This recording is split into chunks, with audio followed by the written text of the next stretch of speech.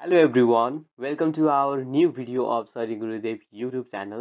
हजुरहरूले यस च्यानलमा ब्याचलरको विभिन्न सब्जेक्टको भिडियोजहरू पाउन सक्नुहुन्छ जुन चाहिँ हजुरको इक्जामको लागि एकदमै हेल्पफुल रहनेछ।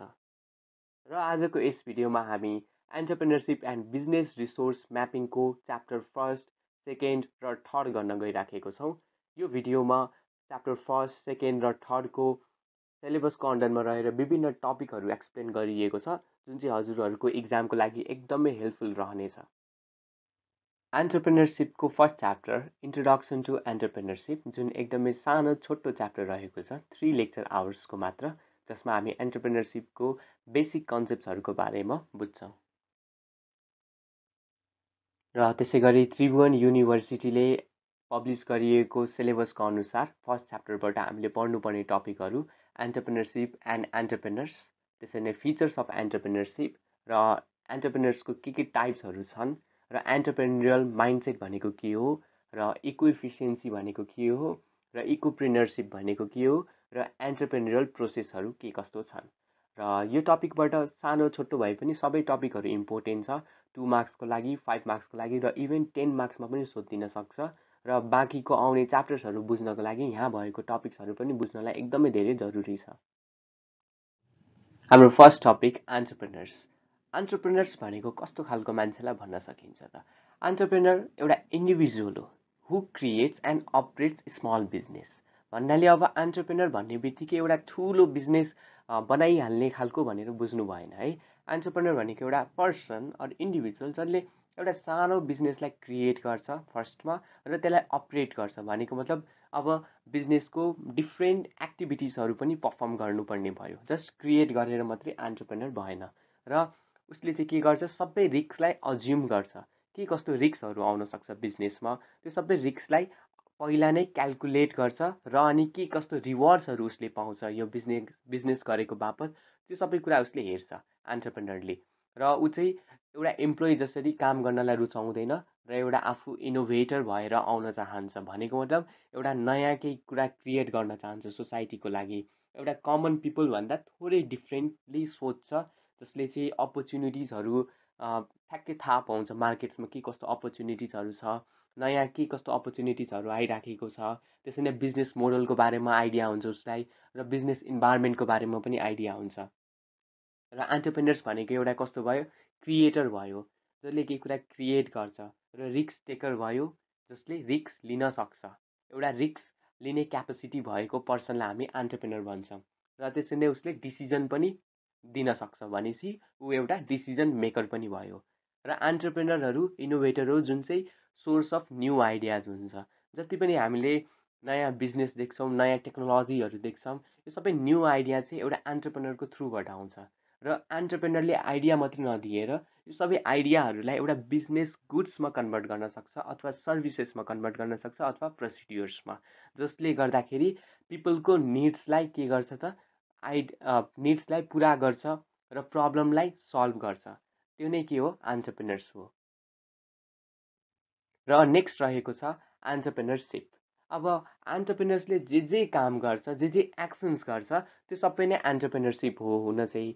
र थोरै डिफ्रेन्सेस चाहिँ त्यही नै भयो। एन्टरप्रेनर भनेको पर्सन भयो भने एन्टरप्रेनरसिप भनेको अर्गनाइजेसन अथवा त्यस एन्टरप्रेनर्सले गर्ने प्रोसेसहरू भयो।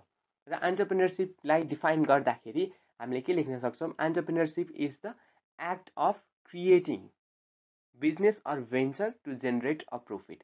सिम्पल डिफिनेसन छ। एन्टरप्रेनरसिप भनेको के रहेछ त, एक्ट रहेछ कि प्रोसेस रहेछ, के गर्नको लागि, एउटा बिजनेसलाई क्रिएट गर्नको लागि अथवा कुनै भेन्चरलाई क्रिएट गर्नको लागि, सो द्याट त्यसले प्रफिट जेनेरेट गरोस् भनेर। र it is the act of being an entrepreneur. एउटा एन्टरप्रेनर बन्ने एक्ट अथवा प्रोसेस नै के हो त, एन्टरप्रेनरसिप हो। अथवा एन्टरप्रेनर पनि भन्न मिल्यो, अनर पनि भन्न मिल्यो, त्यसरी नै म्यानेजर पनि भन्न मिल्यो। के को, बिजनेस इन्टरप्राइजको, जसको मेन फोकस भनेको के हुन्छ, टु क्रिएट वेल्थ हुन्छ। कसरी वेल्थ क्रिएट गर्ने, बाई बियरिङ रिस्क र इनिसिएटिभ लिएर। इनिसिएटिभ भनेको स्टेप्स लिएर, भनेपछि एक्सन्समा कन्भर्ट गरेर आइडियाजहरूलाई, त्यो सबैलाई हामी भन्छौँ इनिसिएटिभ लिनु। र यसपछि आउँछ फिचर्स अफ एन्टरप्रेनरसिप। अब एन्टरप्रेन्योरसिपको बारेमा हामीले बुझ्यौँ, तर एन्टरप्रेन्योरसिपभित्र के कस्तो पर्छ भनेपछि कस्तो खालको बिजनेसलाई एन्टरप्रेन्योरसिप भनेर भन्न सकिन्छ त? केही फिचर्सहरू छ जसमा फर्स्ट रहेको छ एन्टरप्रेन्योर। अब एन्टरप्रेन्योरसिपलाई चिनाउने भनेकै कसले हो त? एन्टरप्रेन्योरले हो। सो एन्टरप्रेन्योर चाहिँ एउटा one of the major element हो फिचर्सको, एन्टरप्रेन्योरसिपको फिचर्समा, जसमा चाहिँ एउटा मान्छे हुन्छ जसले चाहिँ के गर्न सक्छ त नयाँ आइडिया क्रिएट गर्न सक्छ र त्यो आइडिया क्रिएट गरे बापत डिफ्रेन्ट रिवार्ड्सहरू अचिभ गर्न सक्छ र रिस्क लिन सक्छ र एउटा बिजनेस, एउटा आइडिया जुन भिजन हुन्छ त्यसलाई चाहिँ कम्प्लिटली एउटा बिजनेसमा ट्रान्सफर्म गर्न सक्छ। त्यसरी नै मार्केटमा भएको पिपलको निड्सलाई बुझ्न सक्छ र अनि पिपललाई एउटा टिममा बसेर काम गर्न सक्छ, म्यानेज गर्न सक्छ र हाइली इन्टेलेक्चुअल हुन्छ र आफूसँग जे जस्तो रिसोर्सेस छ त्यो रिसोर्सेसलाई युज गरेर एउटा वेल इस्टाब्लिस बिजनेस खोल्न सक्छ, जुन चाहिँ बिजनेस इन्भाइरोमेन्टमा गएर अलाइन पनि हुन्छ र त्यहाँनिर गएर सर्भाइभ पनि हुनसक्छ। त्यसरी नै आयो क्रिएटिङ न्यू भेन्चर। अब एन्टरप्रेन्योरसिप भनेको नयाँ भेन्चर खोल्नु हो भनेको मतलब पुरानै अलरेडी एक्जिस्टेड भेन्चरलाई नै मोडिफाई गर्नु नभएर एउटा नयाँ भेन्चर खोल्नु। जस्तै म एउटा कुनै कम्पनीको इम्प्लोइ हो होइन, अब मैले न्यू वे अफ कुनै कुरा आइडिया दिएँ अनि त्यही कम्पनीमा गएर एड भयो भने त्यसलाई चाहिँ एन्टरप्रेन्योरसिप अलि भन्न मिल्दैन। जस्तै फर इक्जाम्पल आइफोनको कुरा गर्दाखेरि आइफोनमा मैले गएर कुनै नयाँ लेटेस्ट टेक्नोलोजी हाल्नलाई सजेस्ट गरेँ र त्यहाँनिर इन्भेन्ट भयो भने त्यो चाहिँ कम्प्लिटली एउटा एन्टरप्रेन्योर भएन, यसमा चाहिँ न्यू भेन्चर भएन, खुलिएन, जुन चाहिँ एउटा बिजनेस इन्टिटी खोल्नु पर्थ्यो के को लागि? फर्स्ट प्रायोरिटी भनेको के हुन्छ? प्रफिट कमाउनको लागि है। र नेक्स्ट रह्यो रिस्क एजम्सन। अब के कस्तो खालको रिस्क आउन सक्छ त्यो सबै रिस्कलाई के गर्नु पऱ्यो? क्यालकुलेट गर्नु पऱ्यो, अज्युम गर्नु पऱ्यो। किनभने एउटा कुनै पनि बिजनेस खोलिसकेपछि त्यो गएर सक्सेस हुन्छ भनेर हामीले 100% भन्न सक्दैनौँ र हामीले हेरेको पनि छ वर्ल्डमा भएको मोर देन 90% अफ स्टार्टअप चाहिँ फेल नै हुन्छ। अब यो कसरी फेल हुन्छ त? डिफ्रेन्ट रिस्कहरू आउन सक्छ, हामीले देख्नै नसक्ने रिस्कहरू पनि हुन्छ। अब डिफ्रेन्ट फाइनेन्सियल रिस्क हुनसक्ने भयो, करियर रिस्क हुनसक्ने भयो, सोसल रिस्क हुनसक्ने भयो र साइकिक मेन्टल रिस्कहरू पनि आउन सक्ने भयो। नेक्स्ट छ रिपिङ अफ रिवार्ड्स। अब रिपिङ अफ रिवार्ड्स भनेको चाहिँ कसरी एन्टरप्रेन्योरसिप आएपछि, एन्टरप्रेन्योरसिप फलो गरेपछि केही न केही रिवार्ड्स त पाउने भयो। यो रिवार्ड्स मोनेटरी पनि हुनसक्ने भयो, नन मोनेटरी पनि हुनसक्ने भयो। अब नन मोनेटरी रिवार्ड्समा आफ्नो पर्सनल सेटिस्फ्याक्सन हुनसक्ने भयो र सेल्फ डेभलपमेन्ट हुनसक्ने भयो कि सोसल इमेज क्रिएसन हुनसक्ने भयो अथवा कन्ट्रीको लागि केही इकोनोमिकल बेनिफिट्सहरू प्रोभाइड गर्न सक्ने खालको हुनसक्ने भयो। र त्यसरी नै आउँछ नेक्स्ट पेसन फर रिवार्ड्स। जुनै सुकै रिवार्ड्स भए पनि मोनेटरी अथवा नन मोनेटरी भए पनि त्यसको लागि चाहिँ प्यासन चाहिन्छ एन्टरप्रेन्योरसिपमा। किनभने एन्टरप्रेन्योरसिप एउटा मैले न्यू भेन्चर बिजनेस खोल्ने बित्तिकै मैले सक्सेस पाइहाल्छु भन्ने त छैन। अब जुनै पनि बिजनेस माथि आउनलाई ग्लोबली एकदमै सक्सेस हुनको लागि त्यो डिफ्रेन्ट फेजेसबाट जानुपर्छ अनि during that phases they need to see multiple failures. अब यो मल्टिपल फेलर्स सहनको लागि हामीसँग एउटा प्यासन चाहिन्छ, किनभने फर्स्ट फेल सहने बित्तिकै प्यासन भएन भने त्यो मान्छेले बिजनेस बन्द गरेर निस्किन्छ। त्यसैले त्यो रिवार्डको लागि प्यासन भयो भने चाहिँ मल्टिपल फेलर आए पनि okay I can do it भन्ने खालको जुन एटिट्युड हुन्छ त्यसपछि बल्ल गएर सक्सेस हुन्छ। So these are the features of entrepreneurship. यसलाई थोरै एउटा इक्जाम्पलको पर्सपेक्टिभबाट पनि हेरौँ जुन चाहिँ सिजी ग्रुपको रहेको छ। अब चौधरी ग्रुपको इस्टाब्लिसमेन्ट हेर्ने हो भने विनोद चौधरीको ग्रान्डफादर भुरामूल चौधरीले गरेको थियो ब्याक इन 1930sमा अराउन्ड। त्यतिखेर के भएको थियो भन्दाखेरि टेक्सटाइलको थोरै माग बढिराखेको थियो अनि he took the opportunity. So as a entrepreneur उहाँले अपर्च्युनिटी लिनुभयो र एउटा भेन्चर इस्टाब्लिस गर्नुभयो, सानो एउटा पसल टेक्सटाइलको पसल काठमाडौँमा खोल्नुभयो।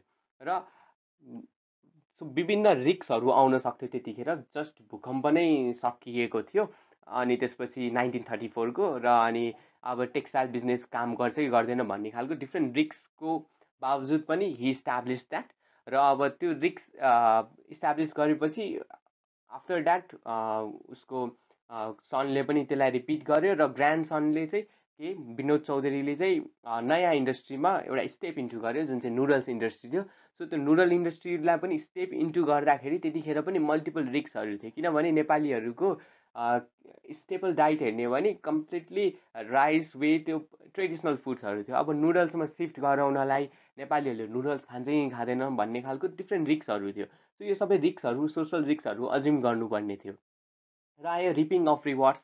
अब बिस्तारै बिजनेस सक्सेस हुँदै गएपछि रिवार्ड्सहरू पाउन थाल्यो। अब डिफ्रेन्ट रिवार्ड्सहरू आउन थाल्यो भन्नाले होल नेपालभरि नै वाइवाई नुडल्स कति सक्सेस भयो वी नो द्याट।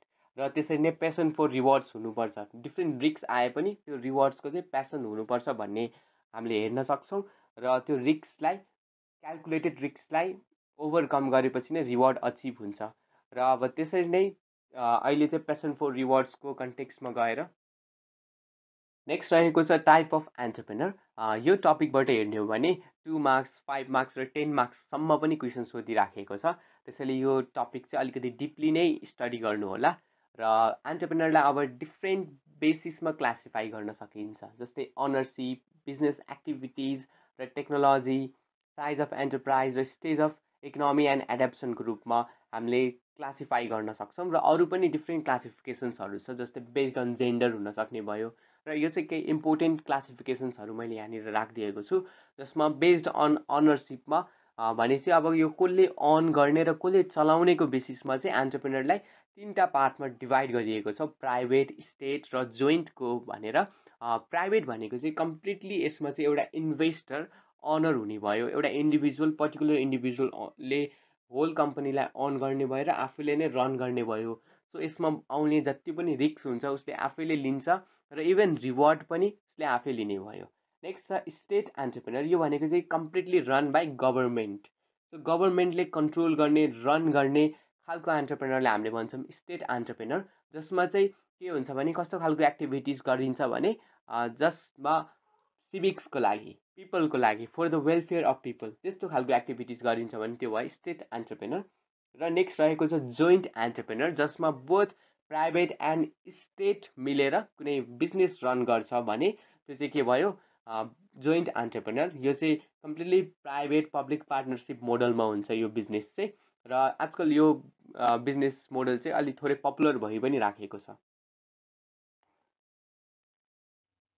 र त्यसरी नै बिजनेस एक्टिभिटिजको बेसिसमा एन्टरप्रेनरलाई डिभाइड गरिएको छ ट्रेडिङ, म्यानुफ्याक्चरिङ, एग्रिकल्चर र सर्भिस। अब बिजनेस एक्टिभिटिज भनेको के कस्तो खालको एक्टिभिटिज पर्फर्म गर्छ, नेचर कस्तो छ बिजनेसको, त्यसको बेसिसमा। फर्स्टमा रहेको छ ट्रेडिङ। अब ट्रेडिङ एन्टरप्रेनर्समा के हुन्छ भने buying and selling activities. Simply भन्दाखेरि गुड्स अर सर्भिसेसलाई एक ठाउँबाट किनेर अर्को ठाउँमा डेलिभर गर्नु नै के हो त यो ट्रेडिङ एन्टरप्रेनर भयो। भनेपछि म्यानुफ्याक्चरर्स अथवा प्रोड्युसरबाट गुड्सलाई लिएर कन्ज्युमरबाट पुर्याउने खालको बिजनेसलाई हामीले के भन्छौँ, ट्रेडिङ एन्टरप्रेनर्स भन्छौँ। र नेक्स्ट रहेको छ म्यानुफ्याक्चरिङ एन्टरप्रेनर। यसमा चाहिँ के हुन्छ भने गुड्स एन्ड सर्भिसेस आफैले नै प्रड्युस गर्ने खालको। अब यस्तो खालको गुड्स जसले चाहिँ कस्टमरको, कन्ज्युमर्सको निडलाई नै के गर्छ, सेटिस्फाई गर्छ।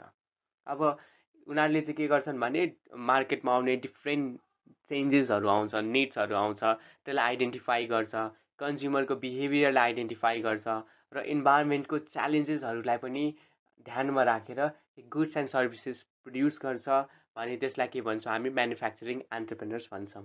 र यसपछि छ एग्रिकल्चर एन्टरप्रेनर्स, जसले चाहिँ के गर्छ, एग्रिकल्चर मटेरियल्सहरू बनाउँछ।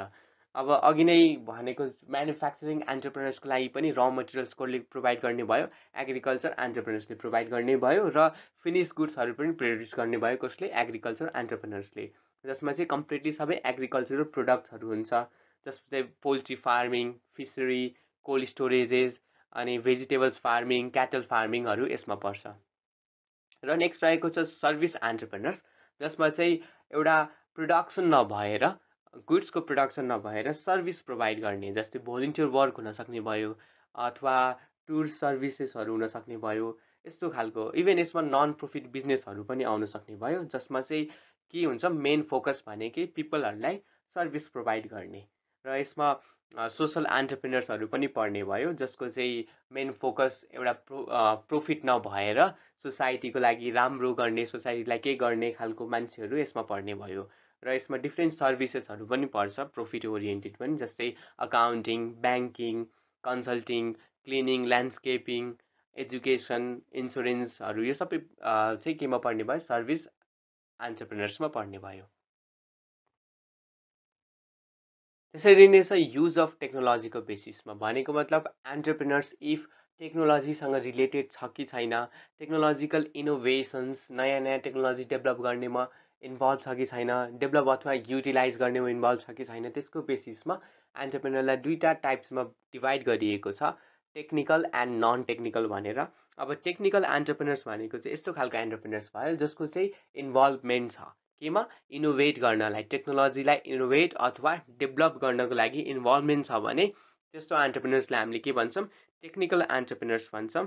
जस्तै फर इक्जाम्पल हेर्ने हो भने एप्पल टेक्नोलोजी, यस्तोलाई चाहिँ के भन्छौँ, टेक्निकल एन्टरप्रेनर भन्छौँ, जसमा चाहिँ डिफ्रेन्ट टेक्नोलोजिजहरू, नयाँ नयाँ टेक्नोलोजिजहरू लिएर आउने कोसिसमा हुन्छन् उनीहरू, जसले गर्दाखेरि चाहिँ यसलाई के भन्न सक्यौँ, हामीले टेक्निकल एन्टरप्रेनर भन्न सक्यौँ। र त्यसरी नै छ नन टेक्निकल एन्टरप्रेनर, जसको चाहिँ कुनै पनि इन्भल्भमेन्ट हुँदैन टेक्नोलोजीसँग, र उनीहरूको मेन गोल भनेको के हुन्छ भने कस्टमरलाई सर्भ गर्ने खालको गोल हुन्छ। यस्तो एन्टरप्रेनर्सलाई हामीले के भन्छौँ, टेक्नोलोजिकल नन टेक्निकल एन्टरप्रेनर भन्छौँ। उनीहरूको केसमा चाहिँ कस्तो हुन्छ भने they may use sometimes technology चाहिँ युज गर्न सक्छन्, तर टेक्नोलोजी डेभलप गर्नेमा चाहिँ उनीहरूको इन्भेस्टमेन्ट हुँदैन। भनेपछि अब नन टेक्निकल एन्टरप्रेनर भन्ने बित्तिकै त्यो होल अर्गनाइजेसनभरि नै कम्प्युटर नै युज नगर्ने, कुनै पनि टेक्नोलोजी नै युज नगर्ने भन्ने हुँदैन।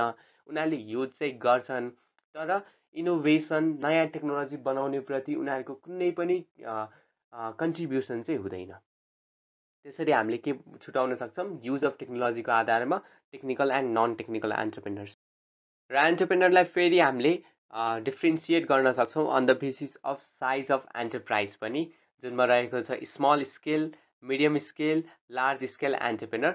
अब स्मल स्केल एन्टरप्रेनर भनेको थोरै इन्भेस्टमेन्ट हुन्छ, जस्तै अब नेपाल इन्डस्ट्रियल पोलिसी 2067 हेर्ने हो भने यस्तो खालको बिजनेसेसहरू जसको चाहिँ इन्भेस्टमेन्ट 5 करोडभन्दा कम छ भने त्यसलाई हामीले के भन्न सक्छौँ, स्मल स्केल एन्टरप्रेनर भन्न सक्छौँ। अब यसमा सानो सानो खालको बिजनेसहरू पर्ने भयो, जस्तै राइस मिलहरू पर्ने भयो, ओइल मिल्सहरू पर्ने भयो, र प्रिन्टिङ प्रेस पब्लिकेसन्सहरू पर्ने भयो, इभन कार्पेट इन्डस्ट्रिजहरू पनि जुन स्मल स्केलमा बनाइन्छ त्यो सबै स्मल स्केल एन्टरप्रेनर्समा पर्ने भयो। त्यसपछि आउँछ मिडियम स्केल एन्टरप्रेनर, जुन चाहिँ स्मल स्केलभन्दा थोरै अलिक बढी इन्भेस्टमेन्ट भएको, जसमा चाहिँ 5 देखि 15 करोडसम्म इन्भेस्टमेन्ट हुनसक्छ। अब यसमा पर्ने भनेको जुट मिल्सहरू, सुगर मिल्सहरू, सिमेन्ट फ्याक्ट्रिजहरू पर्छ। र त्यसपछि आउँछ लार्ज स्केलमा हुने एन्टरप्रेनर, जसको इन्भेस्टमेन्ट चाहिँ मोर देन 15 करोड्स हुन्छ, र यसमा चाहिँ लार्ज ह्युज स्केलमा मास प्रोडक्सन गर्ने कम्पनीजहरू पर्छ। नेक्स्ट रहेको छ स्टेज अफ इकोनोमी एन्ड एडेप्सनको बेसिसमा एन्टरप्रेनर्सको टाइप्सहरू के कस्तो छन्। अब यो चाहिँ one of the most important हो, टाइप्स अफ एन्टरप्रेनरबाट पनि यो भित्रपट्टिबाट हाम्रो 2 मार्क्समा यसलाई डिफाइन गर्नको लागि क्वेसन सोधिराखेको हुन्छ, र 5 मार्क्समा स्टेज अफ इकोनोमी एन्ड एडेप्सनको बेसिसमा कुन एन्टरप्रेनर हो भनेर के एन्टरप्रेनर पर्छ भनेर सोधिदिन पनि सक्छ। अब फर्स्टमा रहेको छ इनोभेटिङ। अब इनोभेटिङ एन्टरप्रेनर भनेको सबभन्दा प्योर फर्म अफ एन्टरप्रेनर हो, जसमा चाहिँ नयाँ आइडिया, नयाँ मेथड, नयाँ भेन्चर ओपन गर्छ भने यसलाई हामी भन्छौँ इनोभेटिङ एन्टरप्रेनर, जसमा चाहिँ के हुन्छ भने इन्भेन्सन हुन्छ नयाँ चिजको, कुनै पनि प्रोडक्ट हुनसक्ने भयो, अथवा कुनै प्रोडक्ट बनाउने प्रोसेस हुनसक्ने भयो, अथवा मेथड हुनसक्ने भयो। र यो जुन मेथड प्रोसेसको आइडिया हुन्छ त्यसलाई चाहिँ एउटा बिजनेसमा कन्भर्ट गर्छ भने त्यसलाई हामीले के भन्छौँ, इनोभेटिङ एन्टरप्रेनर्स भनेर भन्छौँ। नेक्स्ट रहेको छ इमिटेटिभ एन्टरप्रेनर्स। इमिटेटिभको मिनिङ के हो, कपी गर्ने। भनेपछि कुनै पनि अरू एन्टरप्रेनर्स, जस्तै अलरेडी कुनै इनोभेटिङ एन्टरप्रेनर्स भइसकेको छ, अब उसले चाहिँ त्यही आइडियालाई कपी गरेर आफूले नयाँ बिजनेस खोल्छ भने त्यो भयो इमिटेटिभ एन्टरप्रेनर्स भयो। जस्तै अहिलेको टाइममा हेर्ने हो भने डिफ्रेन्ट नयाँ नयाँ आइडियाजहरू आइराखेको हुन्छ, अनि त्यो आइडियालाई फेरि कपी गरेर डिफ्रेन्ट न्यू कम्पनीज र प्रडक्ट्सहरू पनि आइसकेको हुन्छ। जस्तै फर इक्जाम्पल उबर एकदमै फेमस भयो ग्लोबली होइन, वेस्टर्न कन्ट्रीतिर, त्यही कुरालाई, त्यही आइडियालाई कपी गरेर अब नेपालमा पनि पठाउ, इनड्राइभ जस्तो डिफ्रेन्ट कम्पनीजहरू खुल्न थाल्यो। यो भनेको के भयो त, इमिटेटिभ भयो। त्यसरी नै पेपललाई हेरेर ई सेवा खोल्यो, यो पनि के भयो, इमिटेटिभ। सो इमिटेटिभ एन्टरप्रेनर्स भन्ने बित्तिकै, कपी गर्ने बित्तिकै नराम्रो भन्न मिल्दैन, किनभने entrepreneurs is not just about idea, त्यो आइडियालाई कसरी एक्जिक्युसनमा ल्याउँछ, कसरी मार्केटमा गएर सर्भाइभ गर्न सक्छ, कसरी कस्टमर निडसँग निड्सलाई फुलफिल गर्न सक्छ, यो सबै कुरा नै आउँछ। त्यसैले इमिटेटिभ एन्टरप्रेन्योर्स पनि अहिलेको समयमा डिफ्रेन्ट कम्पनीजहरूले कपी गरेर पनि फेमस भइरहेछन्, प्रफिट कमाइराखेको छन् र सक्सेस पनि भइराखेको छन्। नेक्स्ट आउँछ फेबियन एन्टरप्रेन्योर्स। अब फेबियन एन्टरप्रेन्योर्स भनेको चाहिँ कस्तो खालको भयो भन्दाखेरि उनीहरूले कपी त गर्छन्, कुनै पनि बिजनेसलाई आफूले पनि ट्राई गर्छन्, तर अलिक बढी कसियस हुन्छ। इमिटेटिभहरूले चाहिँ कुनै आइडिया आउने बित्तिकै नै कपी गरेर आफूले के गर्छ, इम्प्लिमेन्ट गरिसकेको हुन्छ। फेबियन भनेको चाहिँ कुनै आइडिया एकदमै सक्सेस भयो, ओके यो एकदमै राम्रो छ भनेर प्रुभ भइसकेपछि बल्ल गएर कपी गर्छन् अथवा नयाँ बिजनेस खोल्छन् होइन। कपी वर्ड एक्ज्याक्टली नभनौँ होला, नयाँ बिजनेस इस्टाब्लिस गर्छन् जुन चाहिँ एउटा प्रुभेन आइडियाको बेसिसमा हुन्छन् भने चाहिँ त्यसलाई हामी भन्छौँ फेबियन एन्टरप्रेन्योर्स भन्छौँ। त्यसपछि आयो ड्रोन एन्टरप्रेन्योर, जसले चाहिँ आफ्नो जुन ट्रेडिसनल वे छ त्यसलाई नै फलो गर्छ, नयाँ चेन्जेस ल्याउनै खोज्दैन। त्यस्तो खालको एन्टरप्रेन्योर्सलाई हामी भन्छौँ ड्रोन एन्टरप्रेन्योर्स भन्छौँ। जस्तै टेक्नोलोजीहरू अहिले जति पनि चेन्जेस आउँदा पनि कुनै कुनै होटल्सहरू हुन्छ, कुनै कुनै सप्सहरू हुन्छ, उसले चाहिँ होइन म जस्तो छु ठिक छ भनेरै केही पनि चेन्जेस ल्याउँदैन। त्यस्तोहरू के भयो त ड्रोन एन्टरप्रेन्योर्समा पर्ने भयो। अब हामीले यहाँबाट हेर्दै जान्छौँ, इनोभेटिङ, इमिटेटिभ, फेबियन र ड्रोन हुँदै कम हुँदै हुँदै गएको छ भनेपछि एडेप्टेसन कम हुँदै हुँदै गइराखेको छ। यहाँनिर लास्टमा आएर चेन्ज नै नपाउने। इनोभेटिङ भनेको आफैले चेन्ज ल्याउने, इमिटेटिभ भनेको अरूले लिएर आएको चेन्जलाई आफूले ल्याउने, फेबियन भनेको होइन चेन्ज ल्याइ नहाल्ने, प्रुभ भएको चेन्ज, जुन चेन्ज चाहिँ एकदमै ठिक छ यो सक्सेस हुने खालको अलमोस्ट स्योर भएपछि बल्ल लिएर आउने। ड्रोनले केही पनि चेन्जेस नलिएर आउने, जे छ त्यसमै ठिक छ भन्ने खालको एन्टरप्रेन्योर्स ड्रोन एन्टरप्रेन्योर्स भयो। त्यसरी नै छ नेक्स्ट टपिक एन्टरप्रेन्योरल माइन्डसेट। अब एन्टरप्रेन्योरल माइन्डसेट भनेको चाहिँ एउटा एन्टरप्रेन्योरमा हुने खालको के कस्तो माइन्डसेट हुन्छ, कस्तो एबिलिटी अफ थिङ्किङ हुन्छ, त्यो नै के भयो एन्टरप्रेन्योरल माइन्डसेट भयो। अब यो चाहिँ डिफ्रेन्ट सेट अफ के हुने भयो एटिट्युड्स, स्किल्स, बिहेभियर्स जसले इन्डिभिजुअललाई अलाउ गर्छ आफ्नो अगाडि आउने जति पनि अपर्च्युनिटिजहरू छ त्यसलाई आइडेन्टिफाई गर्नलाई, सो द्याट उनीहरूले कुनै पनि एउटा ग्रोथ अपर्च्युनिटिजलाई मिस नगरोस् भनेर। नेक्स्ट छ रिस्क लिन सक्ने खालको एबिलिटी। अब रिस्क लिनु ठुलो कुरा होइन, रिस्क लिएर रिवार्ड अचिभ गर्नु चाहिँ ठुलो कुरा हो। अब रिस्क लिँदा पनि सबै कुरा कन्सिडर गर्नु पऱ्यो, त्यसबाट केही न केही बेनिफिट आउनु पऱ्यो। र नेक्स्ट छ इनोभेट। अब इनोभेट भनेको न्यू आइडियाहरू क्रिएट गर्ने, एउटा क्रिएटिभ माइन्डसेट, क्रिएटिभिटी जुन इस्टाब्लिस हुन्छ त्यो अब एउटा एटिट्युडमा भर पर्छ, स्किल्समा भर पर्छ र बिहेभियरमा भर पर्छ। त्यसरी नै एन्टरप्रेन्योरल माइन्डसेट भनेको सिम्पली के भनेर बुझ्न सक्छौँ हामीले, एउटा मेन्टल फ्रेमवर्क हो र एटिट्युडको कम्बिनेसन हो जसको हेल्पले चाहिँ एउटा इन्डिभिजुअलले च्यालेन्जेसलाई नेभिगेट गर्न सक्छ। अब यो च्यालेन्जेस बिजनेस सुरु गर्दा पनि आउन सक्ने भयो अथवा बिजनेस रन गरिराख्दाखेरि पनि आउन सक्छ डिफ्रेन्ट च्यालेन्जेसहरू। त्यो सबै च्यालेन्जेसलाई नेभिगेट गर्न सक्छ, ट्याकल गर्न सक्छ, फेस गर्न सक्छ भने त्यसलाई हामी भन्छौँ एन्टरप्रेन्योरल माइन्डसेट। नेक्स्ट छ ड्राइभ चेन्ज। के गर्न सक्छ त उनीहरूले चेन्जलाई ड्राइभ गर्न सक्छ। अब कुनै एन्टरप्रेन्योरल माइन्डसेट भएको एउटा इम्प्लोइ नै छ भने पनि, एउटा अर्गनाइजेसनमै छ भने उनीहरूले चेन्जेसहरू ल्याउन सक्छ र त्यहाँको प्रोडक्टिभिटीलाई इन्क्रिज गर्न सक्छ र एउटा भ्याल्यु क्रिएट गरेर अल्टिमेटली होल अर्गनाइजेसनलाई बेनिफिट दिन सक्छ। अब गुड एन्टरप्रेन्योरल माइन्डसेट भएको पिपलहरू चाहिँ नर्मली यस्तो खालको बिजनेसमा इन्भल्भ हुन्छ जसमा चाहिँ टेक्नोलोजिकल एडभान्समेन्ट हुन्छ, नयाँ नयाँ किसिमको बिजनेस मोड्युल्सहरू लिएर आइराखेको हुन्छ। भनेको मतलब चाहिँ उनीहरूलाई चेन्ज मनपर्छ र सोसाइटल प्रोग्रेसमा पनि आफ्नो ठुलो कन्ट्रिब्युसन्स प्रोभाइड गरिराखेको हुन्छ। अब हामीले कुरा गर्नेछौँ नेक्स्ट रहेको छ एन्टरप्रेन्योरल माइन्डसेटको के कस्तो फिचर्सहरू हुन्छन् त। फर्स्ट रहेको छ opportunity recognition.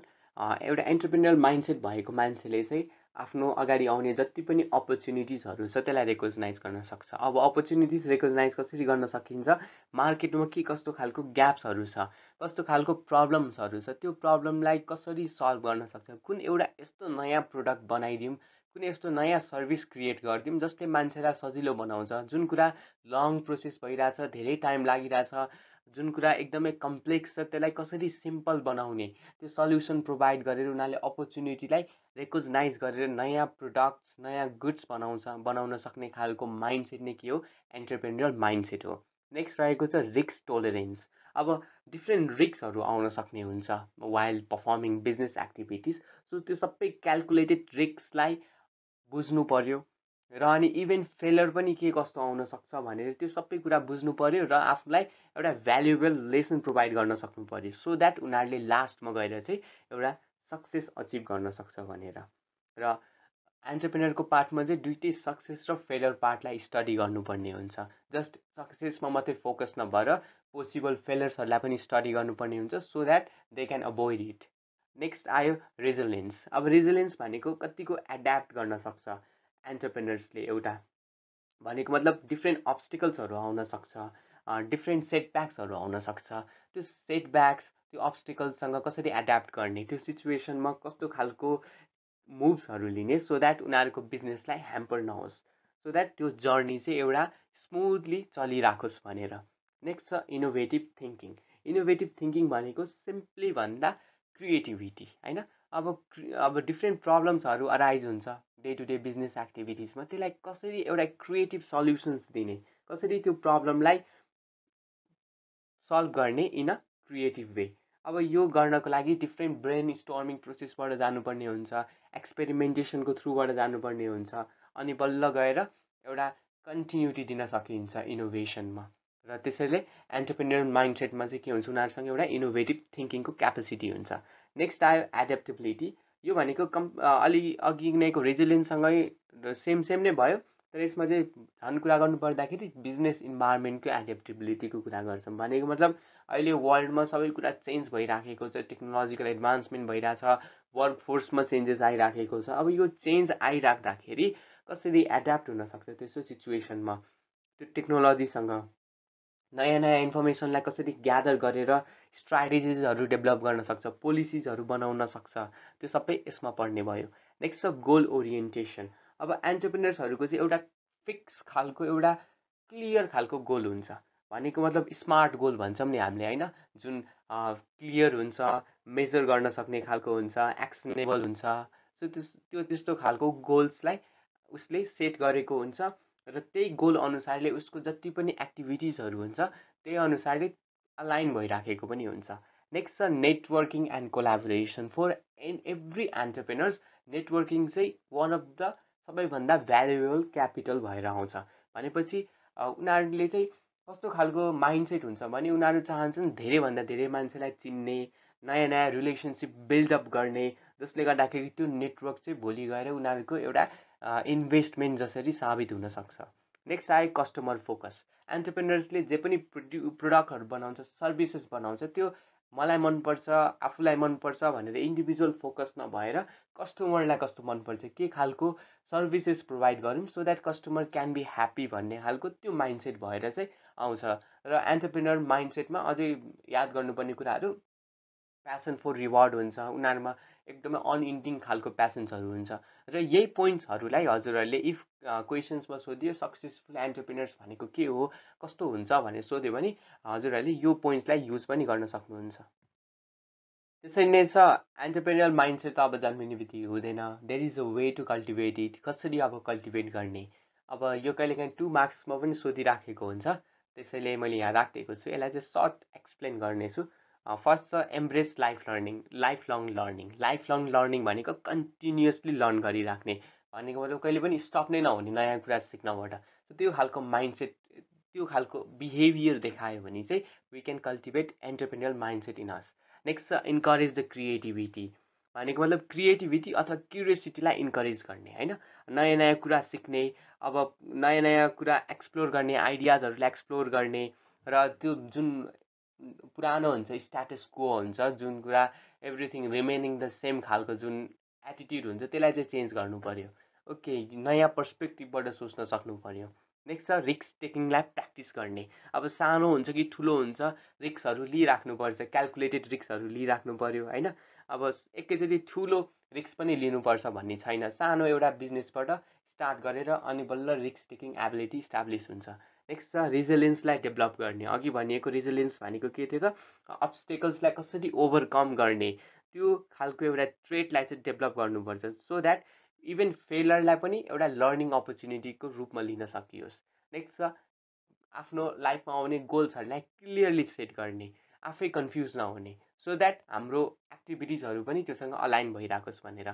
Build a network, जहिले पनि जति पनि अपर्च्युनिटी पाउँछ always try to build the relationship with people, किनभने people are the greatest assets. त्यसपछि आउँछ फोस्टर द क्रिएटिभिटी, क्रिएटिभिटीलाई फोस्टर गर्ने एउटा एन्टरप्रेन्योर माइन्डसेटमा भेरियस टेक्निकको थ्रुबाट, जस्तै ब्रेन स्टर्मिङ, माइन्ड म्यापिङको थ्रुबाट होइन, प्रब्लम रिभर्सल, अहिले हामी नेक्स्ट च्याप्टरमा कुरा गर्ने नै छौँ क्रिएटिभिटी कसरी ल्याउन सकिन्छ भनेर। नेक्स्ट छ फोकस अन कस्टमर निड्स, कस्टमरको निड्समा फोकस गर्ने। If you are establishing a business, focus on the need of customer, focus on what they need, not on your choice.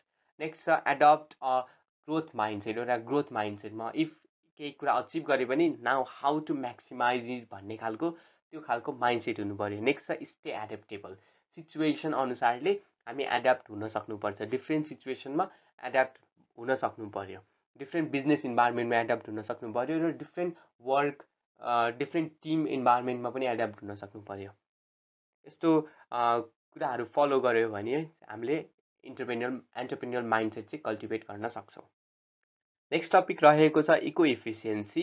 अब इको इफिसियन्सी भनेको यो कन्सेप्ट चाहिँ एकदमै अहिले पपुलर भइराखेको छ, किनभने क्लाइमेट इस्युजहरू पनि डिफ्रेन्ट देखिराखेको छौँ, इन्भाइरोमेन्टल इस्युजहरू आइराखेको छ र इभन कन्ज्युमरहरू पनि climate focus, environmental focus conscious भइराखेको छन्, जसले गर्दाखेरि इफ हामीले कुनै पनि बिजनेस खोल्दाखेरि, अर्गनाइजेसन खोल्दाखेरि इफ क्लाइमेटलाई ध्यान दिएनौँ, इन्भाइरोमेन्टलाई ध्यान दिएनौँ भने they may boycott our product होइन। सो यो अहिलेको फेजमा आएर चाहिँ इको सिस्टमलाई, इन्भाइरोमेन्टलाई कसरी हुन्छ लेस इम्प्याक्ट गर्ने, भनेको मतलब हामीले इम्प्याक्ट कुनै यस्तो खालको बिजनेसहरू हुन्छ जस्तै कार प्रोडक्सन बिजनेस हुन्छ होइन।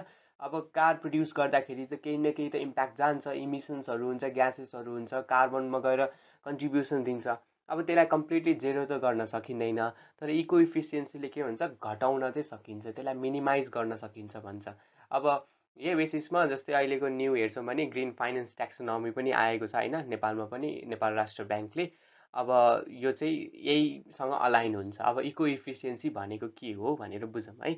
अब इको इफिसियन्सी भनेको भ्याल्यु धेरै क्रिएट गर्ने विथ लेस इन्भाइरोमेन्टल इम्प्याक्ट, इन्भाइरोमेन्टलाई चाहिँ सकेसम्म थोरैभन्दा थोरै इम्प्याक्ट गर्नु पर्यो र गुड्स एन्ड सर्भिस प्रड्युस गर्दाखेरि चाहिँ थोरै रिसोर्सेसलाई अप्टिमली युज गर्नु पर्यो र वेस्टलाई पनि मिनिमाइज गर्नु पर्यो र पल्युसनलाई पनि मिनिमाइज गर्नु पर्यो, त्यसलाई हामी भन्छौँ इको इफिसियन्सी। अब यो डिफ्रेन्ट मसिन्सहरू, नयाँ टेक्नोलोजीलाई युज गरेर हुनसक्छ, तर यसको गोल के नै हुन्छ त to achieve the sustainable economic growth, कन्ट्रीको नै एउटा सस्टेनेबल इकोनोमिक ग्रोथ अचिभ गर्ने र इकोलोजिकल लसेसलाई सकेसम्म मिनिमाइज गर्ने नै यसको गोल हो इको इफिसियन्सीको।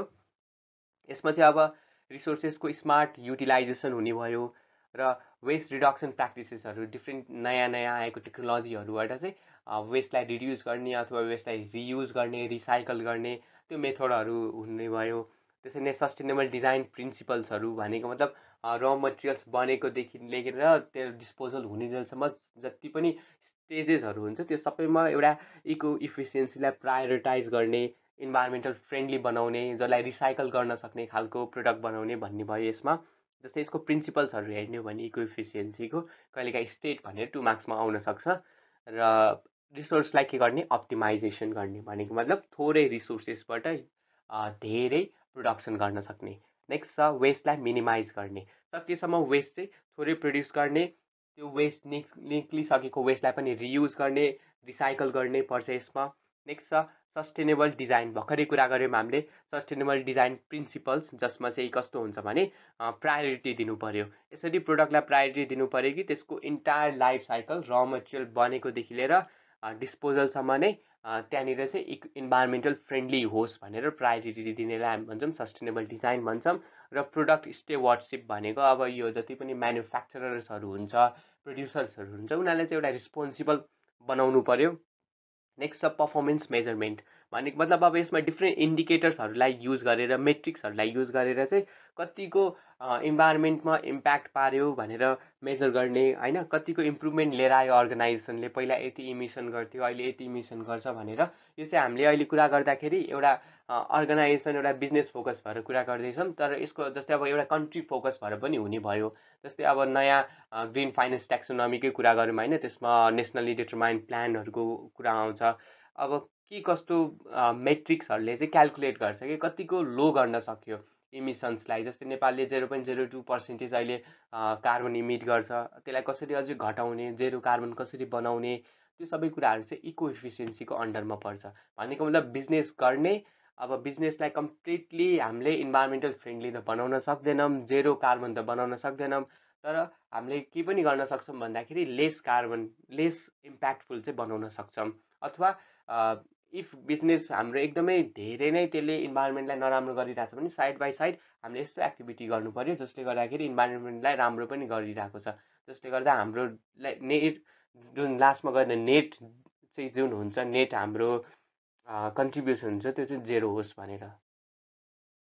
त्यसरी नै छ इकोप्रेनरसिप। अब अघि नै हामीले पढ्यौँ इको इफिसियन्सी। अब इकोप्रेनरसिप र इको इफिसियन्सीमा के डिफ्रेन्स भयो भने इको इफिसियन्सीले चाहिँ मिनिमाइज गर्ने फोकस गर्थ्यो भने इकोप्रेनरसिपले चाहिँ कम्प्लिटली इन्भाइरोमेन्टको लागि नै फोकस गर्छ है। भनेपछि यो के भयो त, यो वर्ड पनि कम्बिनेसन अफ इकोलोजी र एन्टरप्रेनरसिपबाट बनिएको वर्ड हो। अघि इफिसियन्टको कुरा गर्थ्यो भने अब कम्प्लिटली इकोलोजीलाई कसरी इन्भाइरोमेन्टलाई सपोर्ट गर्ने खालको बिजनेसहरू, जस्तै कम्प्लिटली रिसाइकल बेस्ड बिजनेसहरू, त्योहरू चाहिँ इकोप्रेनरसिपमा पर्ने भयो। जस्तै practice of establishing and running a business with a primary focus नै यिनीहरूको कहाँनिर हुन्छ त, इन्भाइरोमेन्टल सस्टेनेबिलिटीमा प्राइमरी फोकस हुन्छ। त्यो बिजनेसको फोकस प्रफिट जेनेरेसनको साथसाथै इन्भाइरोमेन्टलाई कसरी राम्रो बनाउने त्यो फोकस हुन्छ इकोप्रेनरसिपमा। अब नयाँ इनोभेटिभ आइडियाजहरू क्रिएट गरेर, सस्टेनेबल प्र्याक्टिसहरू क्रिएट गरेर डिफ्रेन्ट इकोलोजिकल च्यालेन्जेसहरू आउँछ। जस्तै वेस्ट प्रड्युस भइरहेको प्लास्टिक वेस्टहरूलाई कसरी घटाउने, त्यो सबै घटाउनको लागि खोलिएको बिजनेसहरू, एन्टरप्रेनरसिपहरू चाहिँ के भयो, इकोप्रेनरसिप भयो। यसको चाहिँ काम जस्ट फोकस प्रफिट म्याक्सिमाइजेसनमा मात्रै हुँदैन है, र डिफ्रेन्ट इस्युजलाई उसले एड्रेस गर्छ, जस्तै क्लाइमेट चेन्ज, रिसोर्स डिप्लेसनलाई र इन्भाइरोमेन्टल डिग्रेडेसनलाई, यिनीहरूलाई एड्रेस गरेर नयाँ खालको बिजनेस भेन्चर खोल्छ भने त्यो भयो इकोप्रेनरसिप। इकोप्रेनरसिप चाहिँ हार्ड छ, किनभने अचिभ गर्नलाई हार्ड छ, किनभने इफ कुनै पनि बिजनेस यस्तो खालको क्लाइमेट चेन्ज अथवा रिसोर्स डिप्लेसन जस्तो टपिकहरूलाई एड्रेस गरिराखेको छ, उनीहरूलाई घटाउन खोज्छ भने त्यतिखेर कस्ट अफ क्यापिटल चाहिँ एकदमै हाई भएर आउँछ र अनि मार्केट एक्सेप्टेन्स पनि कम हुन्छ। किनभने मान्छेहरूले फोकस गर्दाखेरि चाहिँ जहिले पनि उनीहरूको मेजर फोकस भनेको प्राइसमा हुन्छ कहिलेकाहीँ होइन, उसको प्रोडक्टमा हुन्छ। उनीहरूले चाहिँ इन्भाइरोमेन्टलाई त्यति फोकस गर्दैन, कुनै पनि कुरा अब इन्भाइरोमेन्टल फ्रेन्डली छ भन्दैमा किन्दैनन्, स्टिल पनि त्यो लेभलको कन्सियसनेस आइसकेको छैन र डिफ्रेन्ट रेगुलेटरी हर्डल्सहरू आइराखेको हुन्छ। गभर्मेन्टबाट सपोर्ट पनि नआइराखेको बेलामा, पोलिसिजहरू नराम्रो भएको बेलामा, इन्सेन्टिभ्सहरू नपाएको बेलामा, जस्तै इकोप्रेनरसिप कसैले फलो गरेको छ भने that company deserve some incentive subsidies from government, तर यस्तो कुराहरू नपाएको अवस्थामा चाहिँ उनीहरू चाहिँ के हुन्छ भने डिमोटिभेट हुन्छ, डिस्करेज हुन्छ र यो अचिभ गर्नको लागि एकदमै हार्ड पनि छ स्टिलको, नेपालको सिचुएसनमा हेर्दा पनि र वर्ल्ड वाइड सिचुएसनमा हेर्दा पनि। नेक्स्ट इम्पोर्टेन्ट क्वेसन रहेको छ एन्टरप्रेन्योरियल प्रोसेस। अब यसबाट चाहिँ 5 मार्क्स र 10 मार्क्सबाट क्वेसन सोधिराखेको हुन्छ, त्यही भएर यो टपिकलाई थोरै फोकस गर्नु होला। फर्स्टमा रहेको छ आइडिया जेनेरेट गर्ने, नयाँ आइडिया जेनेरेट गर्ने। अब यसमा चाहिँ कसरी जेनेरेट गर्न सकिन्छ त, हाम्रो क्रिएटिभिटीको कतिको क्रिएटिभिटी छ त्यो अनुसारले हुन्छ। फर्स्टमा त अब के गर्न सकिन्छ यसको लागि, ब्रेन स्टर्म गरेर हुन्छ कि नयाँ नयाँ आइडियाज अपर्च्युनिटिजलाई आइडेन्टिफाई गरेर हुन्छ कि, अथवा कुनै इन्सपिरेसन्सबाट, आफ्नो जुन पर्सनल एक्सपिरियन्सेसबाट पनि आउनसक्छ कि मार्केट ट्रेन्ड्सलाई स्टडी गरेर पनि आउनसक्छ कुनै आइडिया र नयाँ नयाँ ट्रेन्ड्सहरूलाई। सो यसमा चाहिँ हामीले एउटा क्रिटिकल थिङ्किङ गरेर, डिप एनालाइसिस गरेर नयाँ आइडिया जेनेरेट गर्न सक्छौँ। र त्यसरी नै छ अपर्च्युनिटी इभ्यालुएसन। अब डिफ्रेन्ट अपर्च्युनिटिजहरू क्रिएट भइराखेको हुन्छ, मार्केट रिसर्च गर्दाखेरि हामीले बुझ्न सक्छौँ कि कस्तो अपर्च्युनिटिजहरू छ भनेर। त्यसको लागि हामीले एउटा इन्डस्ट्रीलाई स्टडी गर्न सक्छौँ, कम्पिटिसन के कस्तो छ त्यो अनुसारले, र टार्गेट अडियन्सहरूलाई स्टडी गरेर चाहिँ के कस्तो अपर्च्युनिटी छ, के डिमान्ड छ मार्केटको, कहाँबाट धेरै प्रफिट लिन सकिन्छ भनेर सबै इभ्यालुएट गर्न सकिन्छ। र साथै यसमा अपर्च्युनिटीको कुरा गर्दा हामीले थ्रेट्सहरू पनि इभ्यालुएट गर्नुपर्ने हुन्छ, जस्तै रेगुल्यारिटी हर्डल्सहरू छ कि छैन त्योहरू पनि ध्यान दिनुपर्ने हुन्छ। र नेक्स्ट छ बिजनेस प्लानिङ। अब सबै आइडियालाई हामीले अघि नै जेनेरेट गऱ्यौँ र त्यसको रिलेटेड अपर्च्युनिटी पनि इभ्यालुएट गरेपछि चाहिँ अब एउटा बिजनेस प्लान क्रिएट गर्नुपर्ने हुन्छ। अब बिजनेस प्लानमा चाहिँ के हुन्छ, एउटा डकुमेन्ट हो जसमा बिजनेस मोडल लेखिएको हुन्छ र त्यसमै मार्केट एनालाइसिस गरेको हुन्छ र के कस्तो स्ट्राटेजिजहरू अप्नाउने अब मार्केटमा र कतिको फाइनेन्सेसहरू चाहिन्छ र के अपरेसनल प्लान्सहरू हुन्छ भनेर यो सबै कुरा मेन्सन चाहिँ केमा हुन्छ, बिजनेस प्लानिङमा हुन्छ। र त्यसरी नै छ रिसोर्स एक्विजिसन। अब एउटा बिजनेस प्लान बनाइसकेपछि चाहिँ एन्टरप्रेनरले कहाँबाट रिसोर्सेस ल्याउने होइन, के रिसोर्सेस चाहिन्छ, कसरी फन्डिङ लिएर आउने र आफ्नो पर्सनल सेभिङबाट हुन्छ कि इन्भेस्टरबाट खोजेर हुन्छ कि कुनै ग्रान्ट्सहरू ल्याउने कि, यो सबै कुराहरूलाई के गर्नु पऱ्यो त, एक्विजिसन गर्नु पऱ्यो भनेपछि रिसोर्सेसलाई रिसिभ गर्नु पऱ्यो डिफ्रेन्ट वेजबाट। नेक्स्ट छ इम्प्लिमेन्टेसन। अब रिसोर्स एलोकेट गरिसकेपछि बिजनेस प्लान जुन अहिले अन पेपरमा छ त्यसलाई चाहिँ एक्सनमा लिएर आउनुपर्ने हुन्छ। त्यसको लागि अपरेसनल फ्रेमवर्क बनाएर बिजनेसको स्ट्रक्चर बनाएर र अनि आफ्नो प्रोडक्ट र सर्भिसेसलाई बेच्न थाल्ने प्रोसेस नै के हो, इम्प्लिमेन्टेसनमा पर्छ। नेक्स्ट रहेको छ मोनिटरिङ एन्ड एडेप्टेसन। अब यसमा चाहिँ के पर्छ, मोनिटर गर्ने, हामीले बनाएको यो बिजनेसको पर्फर्मेन्स कस्तो भइराखेको छ अनि फिडब्याक लिने, इफ केही चेन्जेस चाहिएको छ, बिजनेस इन्भाइरोमेन्टमा केही चेन्जेस चाहिएको छ भने एड्याप्ट पनि गर्ने। नेक्स्ट छ ग्रोथ एन्ड स्केलिङ। अब इफ बिजनेस सक्सेसफुल चलिराखेको छ भने अझै बढी अपर्च्युनिटिजहरू कहाँ छ, कता कता ग्रो गर्न सकिन्छ भनेर त्यसलाई अझै स्टडी गरेर अनि त्यही अनुसारले बिजनेसलाई स्केल गर्ने र त्यही अनुसारले फाइनेन्सियल क्यापेसिटिज पनि बढाउने, आफ्नो एसेट्सहरू बढाउने, यो सबै कुराहरू यसमा पर्छ ग्रोथ एन्ड स्केलिङमा। नेक्स्ट छ एक्जिट स्ट्राटेजिज। अब कुन एउटा एन्टरप्रेनरलाई चाहिँ के थाहा हुन्छ भने कुन बेलामा चाहिँ मैले एक्जिट गर्नुपर्छ, कुन बेलामा रिस्पोन्सिबिलिटी ट्रान्सफर गर्नुपर्छ भन्ने थाहा हुन्छ है। अब यो भनेको चाहिँ एउटा लङ टर्म गोल फुलफिल भइसकेपछि चाहिँ अब ठिक छ, अब एक्जिट गर्नुपर्छ भन्ने एउटा टाइम रेकोगनाइज गर्न सक्ने एबिलिटीलाई एक्जिट स्ट्राटेजिज भन्छ है। अब जसमा एउटा कम्पनी कि होल बिजनेसलाई बेच्ने पनि पर्ने भयो कि अरू कुनै कम्पनीसँग गएर मर्ज गर्ने पर्ने भयो कि आफूले छोडेर अरू कसैलाई लिडरसिप ट्रान्सफर गर्ने पर्ने भयो है। अब जस्तै फर इक्जाम्पल मैले यहाँ इक्जाम्पल लेखेको छु, एप्पलको इक्जाम्पल राखेको छु, जसमा फर्स्टमा स्टिभ जब्सले चाहिँ आइडिया जेनेरेट गर्यो। कसरी भन्दाखेरि यहाँनिर चाहिँ उसले के आइडिया हेऱ्यो भन्दा पर्सनल कम्प्युटर भयो भने सबैको भन्ने खालको एउटा आइडिया आयो उसलाई।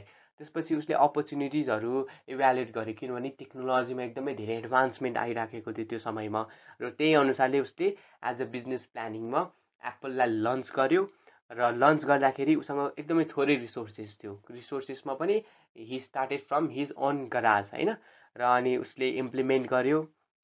फर्स्ट ल्यापटप म्याकिन्टस म्याकबुक बनायो उसले र त्यसरी नै इम्प्लिमेन्ट गर्दै गर्दै जाँदाखेरि मोनिटर गर्दै जाँदाखेरि अझै बढी मोबिलिटी चाहिएको अनुसारले उसले स्मार्टफोन्समा आएर जुन आइफोन्सहरू क्रिएट गर्न थाल्यो। त्यसरी नै ग्रोथ एन्ड स्केलिङबाट वर्ल्ड वाइड नै के भयो त, फेमस भयो र यो one of the most successful company भनेर आयो। र अनि एक्जिट स्ट्राटेजीको रूपमा उसले चाहिँ एउटा राइट टाइममा आएर आफ्नो लिडरसिप पनि अरूलाई गरेर ट्रान्जिसन गर्यो। सो यही नै थियो एन्टरप्रेन्योरल प्रोसेसमा र फर्स्ट च्याप्टर यति नै छ। यसमा अलिकति लङ नै भयो किनभने यसमा बेसिक कुराहरू हामीले थाहा पाउनुपर्ने हुन्थ्यो, त्यही भएर यो च्याप्टर लङ भयो र यहाँबाट क्वेसन्सहरू पनि सोधिन सक्छ। मैले भनेको इम्पोर्टेन्ट क्वेसन्सहरूलाई ध्यान दिएर प्रिपेयर गर्नु होला र त्यसरी नै अब हामी जान्छौँ नेक्स्ट च्याप्टरमा। Similarly next chapter for entrepreneurship, creativity and innovation for entrepreneurship, जुन चाहिँ 4 लेक्चर आवर्सको च्याप्टर रहेको छ र यस च्याप्टरबाट पनि 2 मार्क्स 5 मार्क्सको लागि क्वेसन्सहरू सोधिन सक्छ, त्यही अनुसारले हामी प्रिपेयर गर्नेछौँ। त्रिभुवन युनिभर्सिटीले पब्लिस गरेको सिलेबसको अनुसार यो च्याप्टरभित्र हामीले पढ्नुपर्ने क्रिएटिभिटीको कन्सेप्ट र क्रिएटिभिटीको के कस्तो कम्पोनेन्ट्सहरू छ र क्रिएटिभिटी टेक्निक्सहरू के कस्तो हो, क्रिएटिभिटी इन्क्रिज गर्ने टेक्निक्सहरू र इनोभेसन भनेको के हो र इन्क्रिमेन्टल र डिस्ट्रप्टिभ इनोभेसन भनेको के हो र त्यसरी नै सोर्सेस अफ इनोभेसन के कस्तो छ र इनोभेसनमा के कस्तो प्रोसेसहरू हुन्छ भनेर, अनि लास्टमा क्रिएटिभिटी, इनोभेसन र एन्टरप्रेन्योरसिपलाई हामीले लिङ्क गरेर हेर्छौँ, जुन चाहिँ 10 मार्क्समा पनि सोधिन सक्छ कहिलेकाहीँ।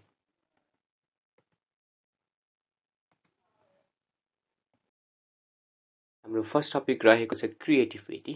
अब क्रिएटिभिटी भनेको एउटा एबिलिटी भयो, एउटा ओरिजिनल र युजफुल आइडियाजलाई के गर्ने, जेनेरेट गर्ने खालको एबिलिटीलाई हामीले के भन्छौँ, क्रिएटिभिटी भन्छौँ। भनेपछि नयाँ प्रोडक्ट बनाउने, गुड्स अर सर्भिसेस बनाउने जुन चाहिँ अर्गनाइजेसनको लागि न्यू हुन्छ र होल मार्केटको लागि नै न्यू हुन्छ भनेर है। र क्रिएटिभिटीको कारणले गर्दाखेरि नै विभिन्न इन्भेन्सनहरू हुने गर्छ र आइडियाज पनि जुन आउँछ त्यो क्रिएटिभिटीको कारणले गर्दा नै आउँछ। र यसलाई पढ्ने हो भने it is the ability to produce work जुन चाहिँ के हुन्छ, नोबल हुन्छ। नोबल भनेको न्यू हुन्छ भनेपछि ओरिजिनल र अनएक्सपेक्टेड र एप्रोप्रिएट पनि हुन्छ भनेपछि यो युजफुल हुन्छ र टास्कसँग मिट पनि गर्छ, टास्क कन्स्ट्रेन्टसँग मिट पनि गर्छ।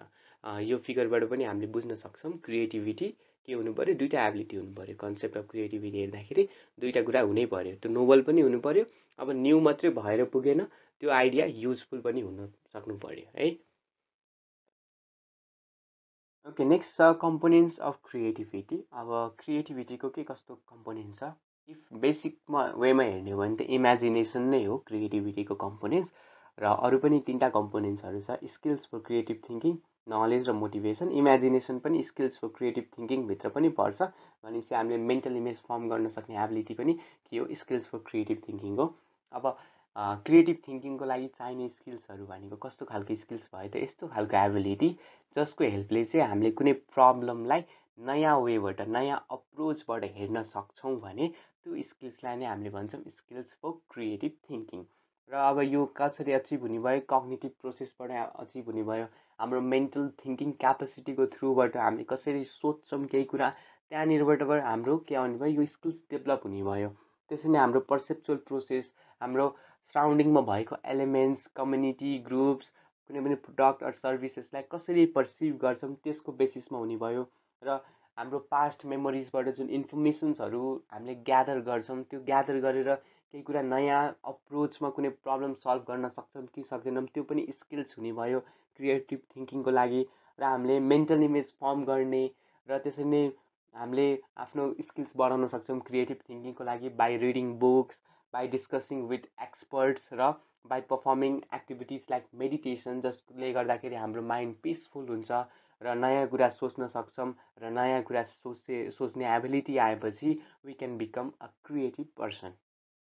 नेक्स्ट छ नलेज। नलेजको थ्रुबाट पनि हामीले क्रिएटिभिटी पाउन सक्छौँ। अब नलेज कन्सेप्चुअल पनि हुने भयो, टेक्निकल पनि हुने भयो। हामीले नलेज डिफ्रेन्ट एकाडेमिक इन्स्टिट्युसनबाट ग्यादर गरिराखेको हुन्छ, फर्मल एजुकेसनको थ्रुबाट गरिराखेको हुन्छ। हाम्रो एक्सपिरियन्स केही काम गरिराखेको छ भने त्यो एक्सपिरियन्सबाट पनि नलेज पाइराखेको हुन्छ। अथवा कहिलेकाहीँ कुनै पिपलहरूसँग इन्टरेक्ट गर्दाखेरि कुनै वर्कसप्सहरू जोइन गरेर पनि हामीले नलेज पाउन सक्छौँ। कुनै हाम्रो रोल मोडलको ह्याबिटलाई सिकेर अब्जर्भ गरेर पनि नलेज पाउन सक्छौँ। र केही टेक्निकल नलेजेसहरू पनि हुनसक्ने भयो जुन इन्स्टिट्युटबाट पाउन सक्ने भयो, कुनै ट्रेनिङ्सहरू लिएर पाउन सक्ने भयो। त्यसरी नै आयो मोटिभेसन। अब मोटिभेसन भनेको चाहिँ यो एउटा एक्सन भयो जसले गर्दाखेरि हामीलाई कुनै पनि नलेजको लागि चाहिँ त्यसको बारेमा अझै गहिराइमा सोच्नको लागि हामीलाई असिस्ट गर्छ र इन्करेज गर्छ है। अब मोटिभेसन चाहिँ किन चाहिन्छ भने हामी कन्सन्ट्रेट हुन सक्छौँ। इफ हामी मोटिभेटेड छौँ भने हामीले नयाँ आइडिया डेभलप गर्न सक्छौँ अथवा हाम्रो अलरेडी भएको आइडियालाई पनि के गर्न सक्छौँ, अझै बढी डेभलप गर्न सक्छौँ, अझै बढी त्यसलाई नेक्स्ट लेभलमा पुर्याउन सक्छौँ। त्यसको लागि हामीलाई मोटिभेसनको जरुरी हुन्छ। अब मोटिभेसन सेल्फ र इन्ट्रिन्सिक पनि हुनसक्ने भयो कि एक्सट्रिन्सिक पनि हुनसक्ने भयो। अब सेल्फ इन्ट्रिन्सिक भनेको चाहिँ आफूभित्रैबाट आउने खालको मोटिभेसनलाई हामीले के भन्छौँ, सेल्फ इन्ट्रिन्सिक। जस्तै इन्टर्नल प्यासन हुने भयो, इन्ट्रेस्ट हुने भयो पर्सनको कुनै काम गर्नको लागि, कुनै च्यालेन्जेस एक्सेप्ट गरेर के हुन्छ भने म आज यो गरेरै छोड्छु भन्ने खालको जुन भित्रैबाट आउँछ त्यो भयो इन्ट्रिन्सिकमा पर्छ। अब एक्सट्रिन्सिकमा भनेको चाहिँ एक्सटर्नल फ्याक्टर्सहरू, जब फ्याक्टर्स हुनसक्ने भयो, एजुकेसन फ्याक्टर्सहरूले गर्दाखेरि होइन, कसैलाई इम्प्रेस गर्नको लागि गरिने खालको त्यो पनि एक किसिमको मोटिभेसन फ्याक्टर भयो। र अब कहिलेकाहीँ पनिसमेन्ट्सले गर्दाखेरि पनि आउने भयो र अभियसली मनिटरी बेनिफिट्सले गर्दाखेरि पनि हामीमा मोटिभेसन आउने भयो। यिनीहरू चाहिँ कम्पोनेन्ट्स थियो क्रिएटिभ थिङ्किङको लागि। र क्रिएटिभिटीको कसरी आउन सक्छ क्रिएटिभिटी एउटा मान्छेमा, जस्तै स्किल्सको थ्रुबाट आउन सक्ने भयो कि नलेज र मोटिभेसन, र यो तिनवटै कुरा नै इम्पोर्टेन्ट छ to become a creative person. र यसपछि छ क्रिएटिभिटी टेक्निक्सहरू। के कुन माध्यमबाट हामीले चाहिँ क्रिएटिभिटी अचिभ गर्न सक्छौँ। अब भन्ने हो भने there is no any fix technique to generate creativity, किनभने to become a creative person त्यो चाहिँ अलिकति ऱ्यान्डम नै हुन्छ। र कुनै मान्छे आफै पनि क्रिएटिभ भइराखेको हुन्छ, कोहीले चाहिँ धेरै ट्राई गर्दा पनि they cannot be the creative होइन। अब क्रिएटिभ हुने कसरी, कि कस्तो टेक्निकहरू अचिभ गऱ्यो भने we can get new ideas, creative ideas भनेर छ। जस्तै फर्स्टमा रहेको छ प्रब्लम रिभर्सल। अब प्रब्लमलाई रिभर्स गरेर हेर्ने रे कि भनेपछि हामीले जुन थ्रुबाट प्रब्लमलाई हेर्छौँ, जुन एउटा सजिलै टाइपले हेर्छौँ भनेपछि एउटा स्ट्रेट लाइनमा हेर्छौँ, त्यसरी नहेरेर अब अपोजिट डाइरेक्सनबाट हेर्नुपर्ने प्रब्लमलाई। पहिला प्रब्लमलाई नेक्स्ट अप्रोचबाट भन्नाले अब कुनै पनि प्रब्लम छ, जस्तै अर्गनाइजेसनमा कन्फ्लिक्ट नै भइराखेको छ भने पनि त्यो प्रब्लमलाई एज अ म्यानेजर नहेरेर फ्रम द पर्सपेक्टिभ अफ इम्प्लोइको रूपबाट हेरिदिने होइन, डिफ्रेन्ट साइड्सबाट हेर्ने, त्यो एम्पेथी पनि भयो एक किसिमले। र यो प्रब्लम रिभर्सल टेक्निकको थ्रुबाट हेर्दाखेरि चाहिँ जस्तै कहिलेकाहीँ कम्पिटिटरको साइडबाट सोच्ने, एउटा डिफ्रेन्ट डाइरेक्सनबाट सोच्ने होइन, जसको हेल्पले चाहिँ हामीले क्रिएटिभ आइडियाजहरू पाउन सक्छौँ। सो रिभ्यू गर्ने र डिफाइन गर्ने कसरी, रिभर्सबाट उल्टो साइडबाट हेर्ने र अपोजिट साइडबाट हेरेपछि हामीले नयाँ खालको आइडिया पाउन सक्छौँ। र इभन मार्केटलाई पनि अपोजिट वेबाट हेर्ने, के गरिरहेको छ भन्दा पनि के गरिरहेको छैन हेर्ने जस्तो भयो कि यो चाहिँ। नेक्स्ट छ force analogy or force relationship between. अब force relationship between two ideas. अब कुनै पनि डिफ्रेन्ट आइडिया छ, नयाँ आइडिया कसरी जेनेरेट गर्ने भन्दाखेरि दुइटा भएकै आइडियालाई, कम्प्लिटली अनरिलेटेड आइडियालाई, कुन मिल्ने नमिल्ने खालको डाइमेन्सनमा भएको आइडियालाई फोर्सफुल्ली तिनीहरूलाई के गर्न खोज्ने, एउटा रिलेसनसिप बिल्ड गर्न खोज्ने, एसोसिएट गर्न खोज्ने। त्यो एसोसिएसनको बिचमा कुनै आइडिया आउँछ भने त्यो नै के हुन्छ, क्रिएटिभ आइडियाजहरू हुन्छ। नेक्स्ट छ एट्रिब्युट लिस्टिङ। अब इफ हामीले नयाँ खालको कुनै क्रिएटिभ आइडिया बनाउन खोजिरहेको छौँ भने त्यो पहिला त्यो प्रोडक्टको सबै के गर्ने, फिचर्सहरूलाई लिस्ट डाउन गर्ने, त्यसलाई सिस्टमेटिकली एनालाइज गर्ने, एकदमै डिपमा गएर एनालाइज गर्ने के कस्तो गर्न सकिन्छ। सो यो थ्रुबाट पनि हामीले क्रिएटिभ आइडियाजहरू पाउन सक्छौँ। नेक्स्ट छ माइन्ड म्याप्स। अब माइन्ड म्याप्स भनेको हाम्रो इमेजिनेसन, मेन्टल इमेजलाई युज गरेर डिफ्रेन्ट आइडियाजहरूलाई कम्पेयर गर्ने, तिनीहरूको बिचमा रिलेसन निकाल्ने र तिनीहरूलाई कम्बाइन गर्ने प्रोसेस नै के हो, माइन्ड म्याप्स भयो। नेक्स्ट छ ब्रेन स्टर्मिङ। ब्रेन स्टर्मिङ भनेको चाहिँ आइडिया, नयाँ आइडिया क्रिएट गर्ने कसरी, ग्रुपको इफोर्टको थ्रुबाट। भनेपछि एउटा कस्तो खालको भयो भन्दाखेरि जसमा चाहिँ कम्प्लिटली जज नगरिकन मान्छेहरूलाई एउटा ग्रुपमा राखेर सबलाई आइडिया, आफ्नो आइडिया प्रोभाइड गर भनेर इन्करेज गर्ने, अनि त्यसमा चाहिँ इफ आइडिया राम्रो छ कि नराम्रो छ केही पनि जज नगर्ने, ऱ्यान्डमली नै आइडिया प्रोभाइड गर्ने, अनि त्यसबाट चाहिँ नयाँ खालको पर्सेप्सन, नयाँ आइडियाहरू फर्म हुन सक्छ। त्यसरी नै छ इनोभेसन। अब इनोभेसन भनेको क्रिएटिभिटीको नेक्स्ट स्टेप भयो। क्रिएटिभिटीको हेल्पले हामीले नयाँ आइडियाज पाउँथ्यौँ भने अब इनोभेसनको हेल्पले हामीले के पाउँछौँ त, नयाँ प्रोडक्ट्सहरू पाउँछौँ, नयाँ गुड्स अर सर्भिसेस पाउँछौँ। अब इनोभेसन भनेको के हो, केही कुरा गर्नु, त्यसलाई नयाँ वेमा, is doing something new in a new way. अब भनेको मतलब जुन आइडियाजहरू थियो त्यो त कम्प्लिटली अन पेपर छ। अब त्यो अन पेपर भएको आइडियालाई एउटा ट्रान्सफर्म गरेर वर्केबल, युजेबल केही सामानमा कन्भर्ट गर्नु नै के हो त, इनोभेसन भयो। जस्तो फर इक्जाम्पल हेर्ने हो भने एलेक्जेन्डर ग्राहम बेलको इक्जाम्पल दिनुपर्दा उहाँले चाहिँ के गर्नुभयो भन्दाखेरि जस्ट आइडिया के थियो भने तारको माध्यमबाट अथवा टाढाबाट पनि मान्छेले कसरी कम्युनिकेट गर्न सक्छ भन्ने आइडिया थियो। अब त्यही आइडियाको रिजल्टमा आएर इनोभेसन के को भयो त, टेलिफोनको इनोभेसन भयो। सो इनोभेसन भनेको चाहिँ कम्प्लिटली एउटा गुड्स अर सर्भिसेसको फर्ममा आउनु आइडियालाई। र it is the process of taking a creative idea and turning it into a के एउटा युजफुल प्रोडक्ट अथवा सर्भिस, कुनै वर्क मेथड पनि हुन सक्ने भयो। भनेपछि यो भनेको चाहिँ एउटा न्यू एक्टिभिटी भयो, or producing a new product भयो। त्यो जुन आइडिया थियो त्यसलाई चाहिँ इम्प्लिमेन्टेसनमा ल्याउने, एउटा नयाँ टेक्नोलोजी बनाउनु नै के हो, इनोभेसन भयो। An entrepreneur introduces new technique in the production process. कहिलेकाहीँ त्यो पनि हुन सक्ने भयो। भनेपछि मेथोड्स नयाँ टेक्निक, एउटा गुड्स अर सर्भिसेस नै नभएर एउटा नयाँ मेथड र टेक्निक आउनु पनि के भयो त इनोभेसन भयो। जसले गर्दाखेरि प्रोडक्सन बढ्न सक्ने भयो, प्रोडक्टिभिटी बढ्ने भयो, त्यो सबै के भयो इनोभेसन भयो। मतलब एउटा वर्किङ मोडल पनि न्यू खालको ल्याउनु पनि एक किसिमको इनोभेसन नै हो। जसको हेल्पले इफ प्रोडक्सन बढ्छ भने, वर्कर्सको प्रोडक्टिभिटी बढ्छ, रिसोर्सेसको प्रोडक्टिभिटी बढ्छ भने, अर क्वालिटी इन्क्रिज हुन्छ प्रोडक्टको भने, त्यो सबै इनोभेसन भयो। त्यसरी नै कन्ज्युमरले नयाँ प्रोडक्ट पाउने भयो र प्रोडक्सन कस्ट पनि घट्ने भयो। त्यसरी नै गएर प्रफिट पनि इन्क्रिज हुने भयो। र अब इनोभेसनलाई पनि दुईवटा टाइप्समा डिभाइड गर्न सकिन्छ, इन्क्रिमेन्टल इनोभेसन र डिस्ट्रप्टिभ इनोभेसन। इन्क्रिमेन्टल नाममै सजेस्ट गरेको छ, इन्क्रिज भनेको छ भनेपछि इन्क्रिमेन्टल इनोभेसन भनेको इम्प्रुभमेन्ट भयो। जुन अलरेडी भएको प्रोडक्टमा केही इम्प्रुभमेन्ट लिएर आउँछौँ, त्यसलाई चेन्ज कम्प्लिटली नगरेर त्यसमै ती फिचर्सहरू एड गर्दै जान्छौँ भने त्यो भयो इन्क्रिमेन्टल। त्यसमा चाहिँ बाई इन्हान्सिङ द पर्फर्मेन्स डाइमेन्सन हुनसक्ने भयो, अथवा फिचर इन्हान्समेन्ट हुन सक्ने भयो, त्यो के भयो इन्क्रिमेन्टल इनोभेसन। अब यो कसरी गर्न सकिन्छ, एक्सटेन्सन गरेर गर्न सकिन्छ। भनेको मतलब an improvement or new use of existing product or service. त्यो जुन अलरेडी भइराखेको प्रोडक्ट छ त्यसलाई नयाँ वेमा युज गर्ने भने त्यो के भयो त इन्क्रिमेन्टल इनोभेसन भयो।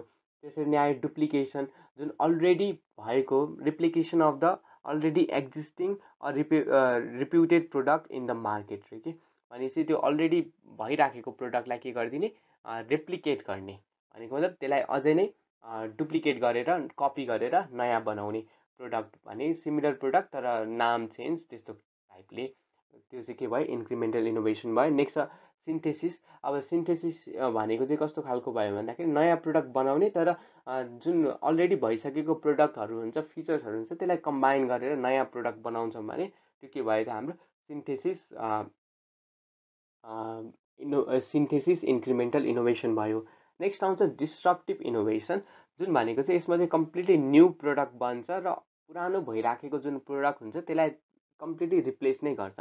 माथिपट्टि रिप्लेस भन्ने थिएन, जस्ट फिचर एड थियो कि त्यही प्रोडक्टलाई डुप्लिकेट गर्ने थियो अथवा डिफ्रेन्ट फिचर्सलाई कम्बाइन गरेर नयाँ प्रोडक्ट बनाउने थियो। डिस्ट्रप्टिभमा चाहिँ अलरेडी जुन अहिले भइराखेको जुन इनोभेसन हुन्छ त्यसलाई चेन्ज गरेर नयाँ खालको इनोभेसन। जस्तै एआईलाई हामीले डिस्ट्रप्टिभ इनोभेसन भन्न सक्छौँ, किनभने कम्प्लिटली यो न्यू हुन्छ र अब मार्केटमा भइराखेको अलरेडी भइराखेको प्रोडक्टहरूलाई चाहिँ यसले एउटा च्यालेन्ज जसरी एउटा च्यालेन्ज प्रोभाइड गर्छ, जसले गर्दा उनीहरूलाई ट्याकल गर्नुपर्ने हुन्छ, सर्भाइभल उनीहरूको लेस भएर जान्छ। र त्यसरी नै छ सोर्सेस अफ इनोभेसन। अब इनोभेसन कसरी आउँछ त होइन, विदिन द कम्पनी कहिलेकाहीँ अनएक्सपेक्टेडली अकर भइराखेको हुन्छ इनोभेसन। भनेको मतलब कुनै प्रब्लमलाई सल्भ गर्दाखेरि केही सल्युसन पायो होइन, त्यो भनेको अनएक्सपेक्टेड अकरेन्स भयो।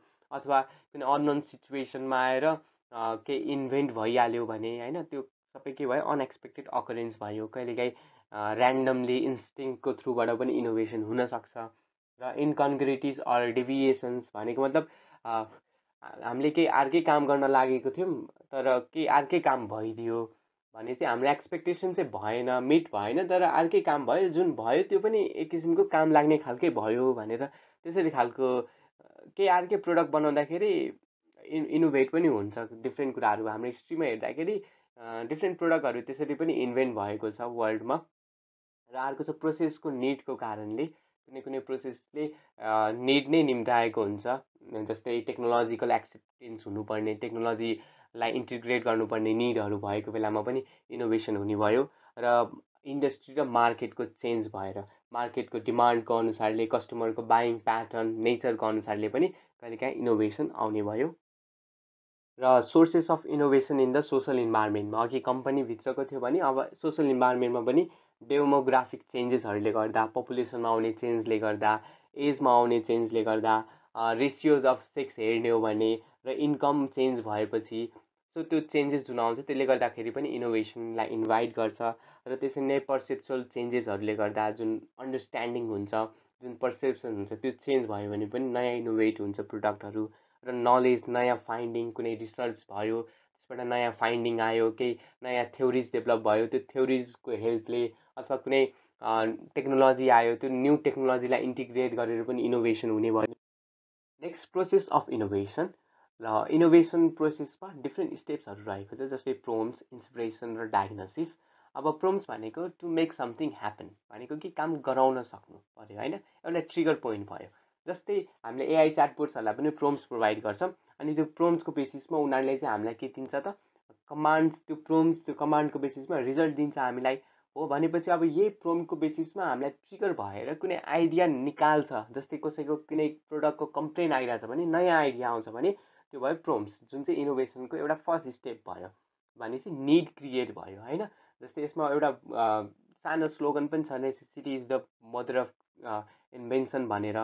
सो इनोभेसन गर्नको लागि पनि एउटा प्रोम्प्ट चाहिन्छ, अथवा एउटा मोटिभेटिङ फ्याक्टर भन्न सकौँ त्यसलाई, र त्यसले गर्दा इन्सपिरेसन्स प्रोभाइड गर्छ हामीलाई। भनेपछि त्यो आइडियाबाट आउने अपर्च्युनिटिजलाई इभ्यालुएट गरेपछि हामीले इन्सपिरेसन पनि पाउने भयो, र डायग्नोसिस, आइडिया फाइनली गरेर फाइन्ड हुने भयो कुन आइडियामा काम गर्नेवाला छौँ भनेर। त्यसपछि आइडियाज एन्ड प्रपोजल, अब यसको त्यो आइडियाजको बारेमा अझै गरेर डिपली स्टडी गर्ने, र अनि प्रपोजल, एउटा डिटेल प्रपोजल रेडी पार्नु पर्यो। र त्यसरी नै त्यो आइडियाको थ्रुबाट अब प्रडक्ट छ भने प्रडक्ट, सर्भिसेस छ भने सर्भिसेस, केही मेथड छ भने त्यसको प्रोटोटाइप गर्नु पऱ्यो, एउटा अर्ली भर्जन बनाउनु पऱ्यो। किनभने आइडिया अहिलेसम्म अन पेपरमै छ, त्यसलाई एउटा भिजुअलाइज गरेर एउटा रियल एक्जिस्टेन्समा लिएर आएपछि चाहिँ नाउ त्यो आइडियालाई हामीले के गर्न सक्छौँ त, इभ्यालुएट गर्न सक्छौँ, मेजर गर्न सक्छौँ, जज गर्न सक्छौँ, यो ठिक छ कि छैन यो प्रडक्ट भनेर। त्यसरी नै पाइलट्स भनेको चाहिँ टेस्ट गर्नु, एउटा सानो सेगमेन्टमा लगेर यो आइडियालाई, यो प्रोटोटाइपलाई टेस्ट गर्नु नै के भयो, पाइलट्स भयो। अब त्यो गरिसकेपछि चाहिँ हामीले के गर्छौँ त, प्रोडक्टलाई लन्च गर्छौँ। अब लन्च गरिसकेपछि त्यो सस्टेन हुन्छ कि हुँदैन होइन। अब यो सस्टेनिङमा चाहिँ के हुन्छ भने स्ट्रक्चर एउटा रेडी पार्नु पऱ्यो कि, जसले गर्दाखेरि चाहिँ त्यो एउटा प्रोडक्ट राम्रो नै प्रोडक्ट भइहाल्यो भने पनि त्यसले ग्यारेन्टी गर्दैन कि त्यो गएर सक्सेस हुन्छ भन्ने खालको ग्यारेन्टी केही पनि गर्दैन। किनभने त्यसको लागि हामीले एउटा बिजनेस स्ट्रक्चर रेडी पार्नुपर्ने हुन्छ, जसले हामीलाई के दिन्छ त, इन्कम, कन्टिन्युसली इन्कमको फ्लो हुन्छ, जसले गर्दाखेरि अब रिसोर्सेस पनि म्यानेज भइराखेको छ। अब त्यो कसरी गर्न सकिन्छ त, एउटा नेटवर्क बिल्डअप गरेर हुन्छ कि होइन, त्यो प्रोडक्टलाई राम्रोसँग इन्ट्रोड्युस गरेर हुन्छ कि, अनि त्यसको लागि त फर्स्टमा हामीले कस्टमरको निड्स बुझ्नु पऱ्यो, त्यो निड्स पुरा गर्यो कि गरेन, सर्भाइभ भयो कि भएन, कम्पिटिटर्सहरू के कस्तो छ। अब इनोभेसनको केसमा त सिम्पली भन्दा धेरै जस्तो न्यू आइडियाजहरू हुन्छ, त्यसले गर्दा कम्पिटिटर्स त कम हुने भयो। तर कम्पिटिटर्स कम भए पनि त्यो जुन नयाँ प्रोडक्ट हुन्छ त्यसलाई एक्सेप्ट गर्छ कि गर्दैन सोसाइटीले होइन, कसरी त्यसलाई हामीले कम्युनिकेट गर्छौँ, त्यो सबै कुरा सस्टेनिङमा पर्छ। अब यो सस्टेन गरिसकेपछि, स्ट्रक्चर बनाइसकेपछि, अब त्यो प्रोडक्ट मार्केटमा आइसकेपछि एउटा सर्टेन मार्केटमा एकदमै राम्रोसँग चल्यो भने अब त्यो प्रोडक्टलाई अझै बढी डेभलप कसरी गर्ने, अझै बढी ग्रो कसरी गराउने होइन। अब डिफ्रेन्ट स्ट्राटेजिजहरू अप्लाई गरेर, डिफ्रेन्ट एक्सन प्लान्सहरू बनाएर त्यो प्रोडक्टलाई अझै ग्रो गराउने, अर्गनाइजेसनल ग्रोथ हुन्छ कि, फ्रेन्चाइजिङ लाइसेन्सिङ प्रोभाइड गरेर हुन्छ कि, जुन इनोभेसन हामीले गरेको हुन्छ त्यो इनोभेसन, त्यो न्यू आइडिया, न्यू प्रोडक्ट अरूलाई पनि बनाउन दिने। सो त्यो सबै पऱ्यो यहाँ फ्रेन्चाइजिङ लाइसेन्सिङमा। र च्यानललाई डेभलप गरेर आफ्नै एउटा च्यानल डेभलप गरेपछि भनेपछि यो चाहिँ कस्तो भयो भन्दाखेरि सप्लाई चेनको च्यानल आफैले डेभलप गर्यो भने अझै बढी फाइदा हुने भयो, फुल आफ्नैसँग कन्ट्रोल हुने भयो, त्यसले गर्दाखेरि ग्रोथ स्केल अझै फाइदाजनक हुने भयो। नेक्स्ट आयो सिस्टमेटिक चेन्ज। अब इनोभेसन भनेको त न्यू आइडियाज थियो, न्यू क्रिएसन थियो, त्यसले गर्दाखेरि सोसाइटीमा चेन्जेस ल्याउँछ। त्यसले गर्दा एउटा अन्डरस्ट्यान्डिङ डेभलप गर्ने, सोसाइटीमा एउटा सोसल मुभमेन्ट डेभलप गर्ने, त्यही अनुसारको बिजनेस मोडल, लज एन्ड रेगुलेसनसँग अलाइन हुनु पऱ्यो, डेटा एन्ड इन्फ्रास्ट्रक्चरसँग, र यसले चाहिँ एक किसिमको न्यू वे अफ थिङ्किङ र डुइङलाई ल्याउन सक्नु पऱ्यो। यही नै थियो प्रोसेस अफ इनोभेसन। नेक्स्ट छ लिङ्किङ क्रिएटिभिटी, इनोभेसन एन्ड एन्टरप्रेन्योरसिप। अब यो च्याप्टरबाट पनि यो टपिक अलि धेरै इम्पोर्टेन्ट छ, यहाँबाट धेरै क्वेसन्सहरू आइराखेको हुन्छ, किनभने यसमा हजुरहरूले तिनटै क्रिएटिभिटी, इनोभेसन र एन्टरप्रेन्योरसिपको बारेमा लेख्नुपर्ने हुन्छ, र त्यो बिचको रिलेसन्स के कस्तो छ। अब यो क्वेसनको एन्सर लेख्दाखेरि चाहिँ फर्स्टमा क्रिएटिभिटी भनेको के हो राम्रोसँग लेखिदिनु होला, भर्खरै हामीले पढेको सबै कुराहरू नै, र इनोभेसन भनेको के हो, र त्यसरी नै एन्टरप्रेन्योरसिप भनेको के हो। अब यो कुरा गरेर हामीले यसको बिचमा लिङ्क क्रिएट गर्छौँ। अब सिम्पली क्रिएटिभिटी भनेको के थियो त, एउटा एबिलिटी थियो जसले गर्दाखेरि हामीले नयाँ कन्सेप्टलाई इमेजिन गर्न सक्थ्यौँ होइन। तर क्रिएटिभिटी भयो भन्दैमा हामीले क्रिएसन त अहिलेसम्म गरेको छैनौँ, हामीले त जस्ट अहिले आइडिया मात्रै निकालेको छौँ। अब कसरी निकाल्यौँ त्यो क्रिएटिभिटी टेक्निक्समा थियो होइन, ब्रेन स्टर्म गरेर निकाल्यौँ कि प्रब्लम रिभर्सल गरेर निकाल्यौँ होइन। यो सबै आइडिया निकाल्ने फर्स्ट प्रोसेस के भयो, क्रिएटिभिटी भयो, जसमा आइडिया जेनेरेट भएको छ र त्यो आइडिया सर्ट लिस्टेड भएको छ। अब भेरियस आइडियाबाट पनि कुनै थोरै आइडिया मात्रै काम लाग्ने खालको हुनसक्ने भयो।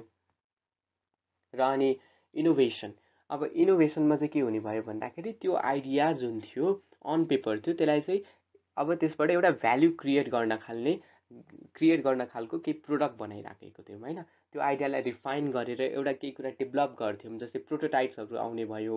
यसमा चाहिँ के हुने भयो, इभ्यालुएट हुने भयो कि त्यो जुन न्यू आइडिया छ त्यसलाई रिफाइन गर्ने भयो अथवा इभ्यालुएसन गर्ने भयो, अनि मेटेरियलाइजेसन गर्ने भयो भन्नाले एक्जिस्टेन्समा ल्याउने भयो त्यसलाई एउटा रियल लाइफमा। जसको हेल्पले हामीले डिफ्रेन्ट अपर्च्युनिटिज पनि इभ्यालुएट गर्न सक्थ्यौँ। अघि हामीले इनोभेसन प्रोसेसमै हेऱ्यौँ होइन के कस्तो छ भनेर, र यसको आउटकम के हुने भयो त, प्रोटोटाइप पाउने भयो अथवा हामीले प्याटेन्ट पाउने भयो अथवा नयाँ मेथोड्स बिजनेस प्लान्सहरू पाउने भयो। नेक्स्ट छ एन्टरप्रेन्योरसिप। एन्टरप्रेन्योरसिप भनेको चाहिँ सिम्पली अब त्यो जुन क्रिएटिभिटी र इनोभेसनकै आउटकम हो।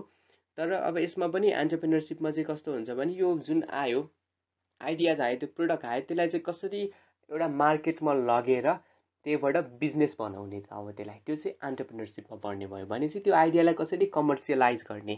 अब जुनै पनि इनोभेटेड भएको प्रोडक्ट इनोभेसन भएपछि नै चल्छ भन्ने छैन। त्यो सबैको बाँकीको स्टेप चाहिँ अब कसले ध्यान दिने भयो त, एन्टरप्रेन्योरसिपले फोकस गर्ने भयो।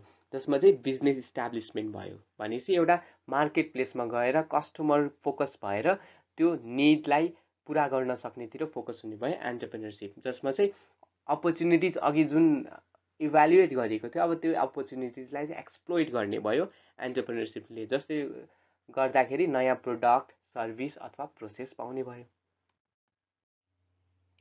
So there is a close relationship between creativity, innovation and entrepreneurship. Entrepreneurship भनेकै के रहेछ त, इनोभेसन र क्रिएटिभिटी हो। र क्रिएटिभिटी र इनोभेसन बिना एन्टरप्रेन्योरसिप युजलेस छ, र एन्टरप्रेन्योरसिप बिना पनि क्रिएटिभिटी र इनोभेसन युजलेस छ। त्यसरी नै entrepreneur brings the practical existence of idea. जुन आइडिया थियो त्यो अन पेपर थियो, एउटा फ्याक्ट्रीभित्रै थियो होइन, त्यो आइडियालाई चाहिँ एउटा प्र्याक्टिकल एक्जिस्टेन्स प्रोभाइड कसले गर्ने भयो त, एन्टरप्रेन्योरले प्रोभाइड गर्ने भयो। Plus with the help of creativity र innovation she introduces new techniques in the production process, जसले गर्दाखेरि के हुने भयो, प्रोडक्सन इन्क्रिज हुने भयो, क्वालिटी इन्क्रिज हुने भयो, कन्ज्युमरले नयाँ प्रोडक्ट पाउने भयो, र प्रोडक्सन कस्ट पनि रिड्युस हुने भयो, र प्रोफिटेबिलिटी पनि इन्क्रिज हुने भयो। र यही नै थियो हाम्रो च्याप्टर 2। आई होप बुझ्नुभयो होला। र यसरी नै हामी जान्छौँ next chapter, legal issues for entrepreneurship development, जुन चाहिँ एकदमै सर्ट च्याप्टर, 3 लेक्चर आवर्स छ, तर यसभित्र चाहिँ धेरै टपिक्सहरू राखिएको छ। जसमा हामीले सिलेबस हेर्दा कोर्स डिटेल्समा के छ त, लिगल स्ट्रक्चर, जसमा एन्टरप्रेन्योरसिप कसरी रजिस्टर हुन्छ भनेर छ। त्यसरी नै टाइप्स अफ बिजनेस इन्टरप्राइजेस, के कस्तो टाइप्सहरू छ, जसमा हाम्रो 3 टाइप्स छ, अहिले कुरा गर्ने नै छौँ। त्यसपछि इन्टेलेक्चुअल प्रोपर्टीको बारेमा पढ्छौँ, जसमा प्याटेन्ट्सको बारेमा पढ्छौँ, trademarks, industrial design, copyright, trade सिक्रेट्सको बारेमा हेर्छौँ। त्यसरी नै लिगल इस्युजहरू जस्तै लाइसेन्सेसको कुरा गर्छौँ, ट्रेड प्र्याक्टिसेसको, ट्याक्सेसन, लाइसेन्सिङको कुरा, प्रोडक्ट सेफ्टी एन्ड लायबिलिटी, र लास्टमा इन्सुरेन्स एन्ड कन्ट्र्याक्ट्सको। यो च्याप्टर 3 लेक्चर आवर्स सानो भए पनि यसमा चाहिँ धेरै टपिक्सहरू छ र इम्पोर्टेन्ट पनि छ, किनभने टेक्निकल टर्म्सहरू युज गरिएको छ, र हामीले यसरी मिलाएर लेख्छौँ भन्ने पनि अलिक गाह्रो नै हुन्छ। र 2 मार्क्सको क्वेसन्सहरूमा चाहिँ धेरै यो च्याप्टरबाट आउँछ, कमसेकम 2टा क्वेसन्स त आउन सक्छ कि 5 मार्क्समा क्वेसन आउँछ यसको, र त्यही अनुसारले प्रिपेयर गर्नु होला यो टपिकलाई। ओके, लिगल स्ट्रक्चर भनेको के हो त? Legal structure of the business is a category of organisation under the legal firm based on ownership, structure and establishment. अब कुनै पनि अर्गनाइजेसन, कुनै पनि बिजनेसको लिगल स्ट्रक्चर हेर्ने हो भने त्यसलाई क्याटेगोराइज गर्छौँ हामीले, लिगल पर्सपेक्टिभबाट हेर्छौँ त्यो अर्गनाइजेसनलाई। भने नै के भयो त, लिगल स्ट्रक्चर भयो। कसको बेसिसमा? त्यो अनरको स्ट्रक्चरको बेसिसमा। मतलब अब इफ एउटा प्राइभेट सोल प्रोप्राइटर फर्म छ भने त्यही अर्कै बेसिसमा हेर्नुपर्ने भयो। पार्टनरसिपलाई डिफ्रेन्ट बेसिसमा हेर्छौँ हामीले। र त्यसरी नै एउटा कर्पोरेट कम्पनी छ अथवा जोइन्ट स्टक कम्पनी छ भने त्यसलाई पनि डिफ्रेन्ट वेमा हेर्नुपर्ने भयो। र नेक्स्ट रहेको छ रिकग्नाइज बडी फर रेजिस्ट्रेसन, जस्तै लिगल स्ट्रक्चरको लागि त्यहाँनिर रजिस्ट्रेसन प्रोसेसहरू हुने भयो। त्यसको लागि गभर्मेन्टले नै रिकगनाइज गरेको बडी हुन्छ, जस्तै रहेको छ office of the company registrar, जसले चाहिँ लिगल स्ट्याटस प्रोभाइड गर्छ जुनै पनि बिजनेसको लागि। र बिजनेसहरू चाहिँ रजिस्टर गर्न सकिन्छ अन्डर डिफ्रेन्ट फर्म, डिफ्रेन्ट कन्ट्रीको बेसिसमा हुन्छ। र नेपालको बेसिसमा हामीले यो च्याप्टरमा हेर्छौँ कसरी बिजनेसलाई रजिस्टर गर्न सकिन्छ भनेर। र एन्टरप्रेन्योरसिप रजिस्ट्रेसनमा बिजनेस प्लान डेभलपमेन्ट गर्नुपर्ने हुन्छ पहिला, जसमा चाहिँ त्यसभित्रै फिजिबिलिटी स्टडी पनि गरिन्छ। जुन फिजिबिलिटी स्टडी भनेको के हो भनेर हामी नेक्स्ट च्याप्टरमा हेर्ने नै छौँ। त्यसपछि बिजनेसको स्ट्रक्चर सिलेक्ट गरिन्छ, बिजनेस सोल प्रोप्राइटरसिप हो कि पार्टनरसिप हो कि जोइन्ट स्टक कम्पनी हो भनेर। त्यसरी नै बिजनेस नेमलाई रजिस्टर गरिन्छ र रिक्वायर्ड डकुमेन्ट्सहरूलाई प्रिपेयर गरेर रजिस्ट्रेसन प्रोसेस बिगिन हुन्छ। र त्यसमा एउटा ट्याक्स रेजिस्ट्रेसन पनि हुने भयो, जसमा प्यानहरू रजिस्टर गर्ने प्रोसेस पर्ने भयो। अब लाइसेन्सेस एन्ड पर्मिट्स, बिजनेसको कुन एक्टिभिटी छ त्यही बेसिसमा लाइसेन्सेस र पर्मिट्सहरू लिनुपर्ने हुन्छ। र ब्याङ्क एकाउन्ट ओपन गर्ने र कम्प्लायन्स एन्ड रिपोर्टिङ भनेको चाहिँ अब फर्दर आउने लिगल कम्प्लायन्सेसहरूलाई ह्यान्डल गर्ने र रिपोर्ट्सहरू क्रिएट गर्नुपर्ने, त्यो सबै कुरा चाहिँ अब यो एन्टरप्रेन्योरसिप रजिस्ट्रेसनको अन्डरमा आउने भयो। जस्तै सोल प्रोप्राइटरसिप, अब सोल प्रोप्राइटरसिप भनेको चाहिँ यस्तो खालको बिजनेस भयो जुन चाहिँ एकजनाले नै अन गर्छ र उसैले नै म्यानेज पनि गर्ने भयो होइन। भनेपछि कम्प्लिटली त्यो बिजनेस चाहिँ त्यही अनरको नै हुने भयो भने चाहिँ त्यहाँनिर लिगल सेपरेसन नै छैन, त्यो बिजनेस भनेकै त्यो अनर भयो भनेर चाहिँ हामी के पढ्छौँ, सोल प्रोप्राइटरसिपमा हेर्छौँ। अनरले नै सबै प्रफिट लिन्छ र केही लसेस भयो भने पनि उसले आफै बियर गर्छ र लायबिलिटिज पनि उसले आफै बियर गर्छ भनेपछि कम्प्लिट रिस्क एकजनामा डिपेन्ड हुने भयो सोल प्रोप्राइटरसिपमा। अब कहिलेकाहीँ 2 मार्क्समा सोल प्रोप्राइटरसिपको फिचर्स के हो भनेर पनि सोधिराखेको हुन्छ, कहिलेकाहीँ एडभान्टेजेस डिसएडभान्टेजेस सोधिरहेको हुन्छ। त्यसै गरी पार्टनरसिपको लागि र जोइन्ट स्टक कम्पनीको पनि सोधिराखेको हुन्छ, त्यही भएर मैले यहाँनिर मेन्सन गरिदिएको छु हजुरहरूको इक्जाममा हेल्पफुल हुन्छ भनेर। फिचर्समा सिङ्गल अनरसिप हुने भयो भनेपछि 1 पर्सनले नै कन्ट्रोल गर्छ, ओन गर्छ। नो सेपरेट लिगल एन्टिटी भनेपछि बिजनेस भनेकै अनर हो र अनलिमिटेड लायबिलिटी हुने भयो। अब यो भनेको चाहिँ के भयो भने इफ बिजनेसले एकदमै धेरै लायबिलिटिज भयो भने चाहिँ जुन अनर हुन्छ उसले चाहिँ आफ्नै पर्सनल प्रोपर्टीबाट त्यो लायबिलिटी पे गर्नुपर्ने हुन्छ है। नेक्स्ट छ फुल कन्ट्रोल हुने भयो, आफूले डिसिजन लिन सक्ने भयो कम्प्लिटली। र इजी टु स्टार्ट र इन्ड पनि हुने भयो। फर्मालिटिज चाहिँ थोरै हुने भयो कसको केसमा, सोल प्रोप्राइटरको केसमा। इभेन कम्पनी रजिस्टर गर्दा पनि, इभेन कम्पनीलाई डिजल्भ गर्दाखेरि पनि। नेक्स्ट छ प्रोफिट रिटेन्सन भनेपछि जति पनि प्रफिट आउँछ सबै फुल कन्ट्रोल आफैले लिन सक्ने भयो अनरले। र अनर डिपेन्डेन्ट हुने भयो भनेपछि इफ अनरको डेथ भयो भने त्यो कम्पनीको पनि डेथ हुने भयो। अब एडभान्टेजेस र डिसएडभान्टेजेस छ। सोल प्रोप्राइटरसिपको फुल कन्ट्रोल हुन्छ विच इज एडभान्टेज, जसले गर्दाखेरि क्विक डिसिजन लिन सक्ने भयो, कसैमा डिपेन्ड हुन सक्ने भएन। अनि अल प्रफिट्स टु अनर, जति पनि रिवार्ड्सहरू पाउँछ फाइनेन्सियल सबै आफैले राख्न सक्ने भयो। रेगुलेसन लेस हुने भयो, फ्लेक्सिबिलिटी हुने भयो, किनभने जति पनि जुनै पनि अपरेसन गर्नु पऱ्यो भने इजिली एड्याप्ट गर्न सक्ने भयो। ट्याक्स सिम्प्लिसिटी हुने भयो, ट्याक्स तिर्दा क्यालकुलेट गर्नलाई एउटा पर्सनल इन्कमको वेमा ट्याक्स तिरिन्छ। त्यसरी नै सिम्पल र लो कस्ट हुने भयो, इजी हुने भयो सेटअपको लागि, र रजिस्ट्रेसन फिसहरू पनि कम हुन्छ सोल प्रोप्राइटरसिपको।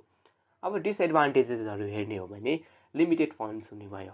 फन्ड्स जुन हुन्छ अनरसँग रिसोर्सेस हुन्छ त्यो चाहिँ अनरको पर्सनल प्रोपर्टीमा डिपेन्ड हुने भयो, त्यो जति छ त्यो नै लिमिटेड हुने भयो। र नो कन्टिन्युटी भनेपछि एउटा अनरको डेथ भयो भने एउटा बिजनेसको त्यो बिजनेस पनि सकिने भयो। नेक्स्ट छ लिमिटेड स्किल्स हुने भयो भनेपछि अनरले नै सबै ह्यान्डल गरेपछि त्यहाँनिर कसैलाई पनि डेलिगेसन गर्न मिलेन भनेपछि जसको मतलब लिमिटेड स्किल्स हुन्छ। हार्ड टु स्केल, ग्रोथ गर्नलाई एकदमै गाह्रो हुन्छ सोल प्रोप्राइटरसिप कम्पनीहरू। र अनलिमिटेड लायबिलिटी हुने भयो भनेपछि इफ एकदमै लसमा गयो कम्पनी, एकदमै धेरै लायबिलिटिज भयो भने त्यो केसमा चाहिँ अनरको आफ्नो पर्सनल प्रोपर्टीबाट पे गर्नुपर्ने सिचुएसन आउने भयो।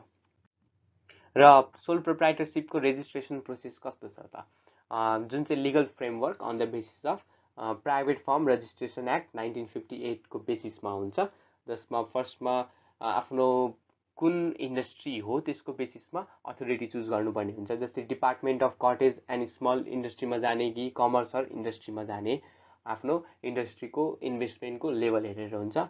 नेक्स्ट छ डकुमेन्ट सबमिट गर्नु पर्यो, जसमा सिटिजनसिप, फोटोज, बिजनेस डिटेल्स र एड्रेसको प्रुफ जस्तो डिफ्रेन्ट डकुमेन्टहरू प्रोभाइड गर्नुपर्ने हुन्छ। र एप्लिकेसन फाइल गर्ने यो अनलाइन पनि गर्न सकिन्छ, इन पर्सन पनि गएर गर्न सकिन्छ, जसको रेन्ज चाहिँ 5,500देखि 15,000सम्म हुन्छ based on the investment. Next छ सर्टिफिकेट। अब एप्लिकेसन प्रोभाइड गरेपछि चाहिँ एउटा सर्टिफिकेट पाउँछ। त्यो सर्टिफिकेट इस्यु भइसकेपछि अब ट्याक्स रजिस्ट्रेसन हुन्छ, जसमा प्यान लिइन्छ आइआरडीबाट, इनल्यान्ड रेभेन्यू डिपार्टमेन्टबाट। र त्यसरी नै आफ्नो कम्पनीको ब्याङ्क एकाउन्ट ओपन गरेर त्यो चाहिँ ओपन गर्नको लागि त्यो अगाडि पाएको सर्टिफिकेट र प्यानलाई युज गरिन्छ। त्यसरी नै एडिसनल लाइसेन्सेसहरू पनि हुन जुन चाहिन्छ, जस्तै कुनै फुड कम्पनी छ भने त्यसको लागि डिफ्रेन्ट टेस्टिङ्सहरू चाहिने भयो, त्यो लाइसेन्सेसहरू अब्टेन गर्ने। र अनि त्यो बिजनेसलाई चाहिँ एभ्री इयर रिन्यू पनि गर्नुपर्ने हुन्छ है, त्यसको लागि सर्टेन फिस तिरेर रिन्यू गर्नुपर्ने हुन्छ त्यो बिजनेसलाई चाहिँ। त्यसरी नै छ पार्टनरसिप फर्म। पार्टनरसिप फर्म भनेको चाहिँ अब 2+ इन्डिभिजुअल, मोर देन 2 इन्डिभिजुअल मिलेर खोलेको कम्पनी चाहिँ के भयो, पार्टनरसिप फर्म भयो। अब यसको चाहिँ के को एग्रिमेन्टको बेसिसमा छ त, पार्टनरसिप एक्ट 2020 को बेसिसमा छ है। अब की फिचर्स यसको हेर्ने भने मल्टिपल अनर हुने भयो, र नेक्स्ट छ एग्रिमेन्ट बेस्ड हुने भयो। भनेको मतलब यो पार्टनरसिप फर्म खोल्नको लागि ओरली पनि म पार्टनर हो भनेर पनि हुने भयो, अथवा रिटेन हुन सक्ने भयो है। दुइटै वेबाट पार्टनरसिप फर्म खोल्न सकिन्छ, पार्टनर बनाउन सकिन्छ। नेक्स्ट छ सेपरेट इन्टिटी हुँदैन भनेपछि फर्म भनेकै पार्टनर्स हो, पार्टनर्समै डिपेन्ड हुन्छ लिगली नै। नेक्स्ट छ अनलिमिटेड लायबिलिटी हुन्छ यसमा पनि, अघिको सोल प्रोप्राइटर जस्तै यसमा पनि के हुने भयो, अनलिमिटेड लायबिलिटी हुने भयो। र प्रोफिट सेयरिङ हुन्छ, मतलब जति प्रॉफिट आउँछ अब त्यो चाहिँ पार्टनरको बिचमा सेयर हुन्छ। अब पार्टनरको कतिको सेयर छ त्यो कम्पनीमा त्यो बेसिसमा हुन्छ, अथवा एग्रिमेन्टको बेसिसमा हुन्छ। नेक्स्ट छ म्युचुअल एजेन्सी हुने भयो, सबै पार्टनर चाहिँ एकअर्कासँग बाइन्ड हुने भयो यो भनेको चाहिँ। नेक्स्ट छ इजी फर्मेसन हुन्छ, in comparison to joint stock यो चाहिँ थोरै फर्मेसन गर्नको लागि धेरै नै सजिलो हुन्छ, किनभने कमभन्दा कम फर्मेलिटिजहरू पुरा गर्नुपर्ने हुन्छ। त्यसपछि आयो पार्टनरसिप फर्मको एडभान्टेजेस र डिसएडभान्टेजेस। अब एडभान्टेजेसमा हेर्ने भने मोर रिसोर्सेस पाउने भयो, किनभने पार्टनर्सहरू धेरै भयो भने धेरै रिसोर्सेस हुने भयो सोल प्रोप्राइटर भन्दा। नेक्स्ट छ सेयर्ड लोड हुने भयो, जुन रिस्क आउँथ्यो, जुन ड्युटिज थियो, जुन लायबिलिटिज थियो, त्यो अब सेयर हुने भयो अमोङ द पार्टनर्स। इजी सेटअप हुने भयो, भनेको मतलब त्यो सेटअप गर्नको लागि अघि भर्खर भने जुन हर्डल्सहरू थियो त्यो चाहिँ सजिलो हुने भयो, फर्मेलिटिजहरू थोरै पुरा गर्नुपर्ने भयो, र सिम्पल एग्रिमेन्टले पनि काम चल्छ भनेपछि ओरली पनि पार्टनर हुन सक्ने भयो। नेक्स्ट छ फ्लेक्सिबल छ, भनेको मतलब एडजस्टेबल हुने भयो यो। नेक्स्ट बेटर डिसिजन्स भन्नाले पार्टनरहरूको बिचमा राम्रो रिलेसन छ भने एक किसिमले राम्रो डिसिजन पनि लिन सक्ने भयो, र पार्टनरहरूको डिफ्रेन्ट आइडियाजहरू भ्युजहरू पनि पाउने भयो यसमा, र ट्याक्सको लागि पनि इज हुने भयो। डिसएडभान्टेजेसमा अघि नै जस्तै अनलिमिटेड लायबिलिटी छ यसमा, र कन्फ्लिक्ट भयो भने त्यो होल कम्पनी नै बर्बाद हुने भयो। नेक्स्ट छ लिमिटेड फन्ड हुने भयो, किनभने अब पार्टनर नै भयो भने पनि त्यहाँनिर फन्डको लिमिटेसन छ है। अब एडभान्टेजमा पनि छ डिसएडभान्टेजमा पनि छ है यसमा चाहिँ। लिमिटेड फन्ड चाहिँ के भने स्टिल पनि एक्सटर्नल इन्भेस्टरहरू आउन नपाउने भयो। नेक्स्ट छ नो कन्टिन्युटी, इफ पार्टनर निस्क्यो, पार्टनर सबैले छोड्यो, पार्टनरको बिचमा झगडा भयो भने त्यो बिजनेस बन्द हुने भयो।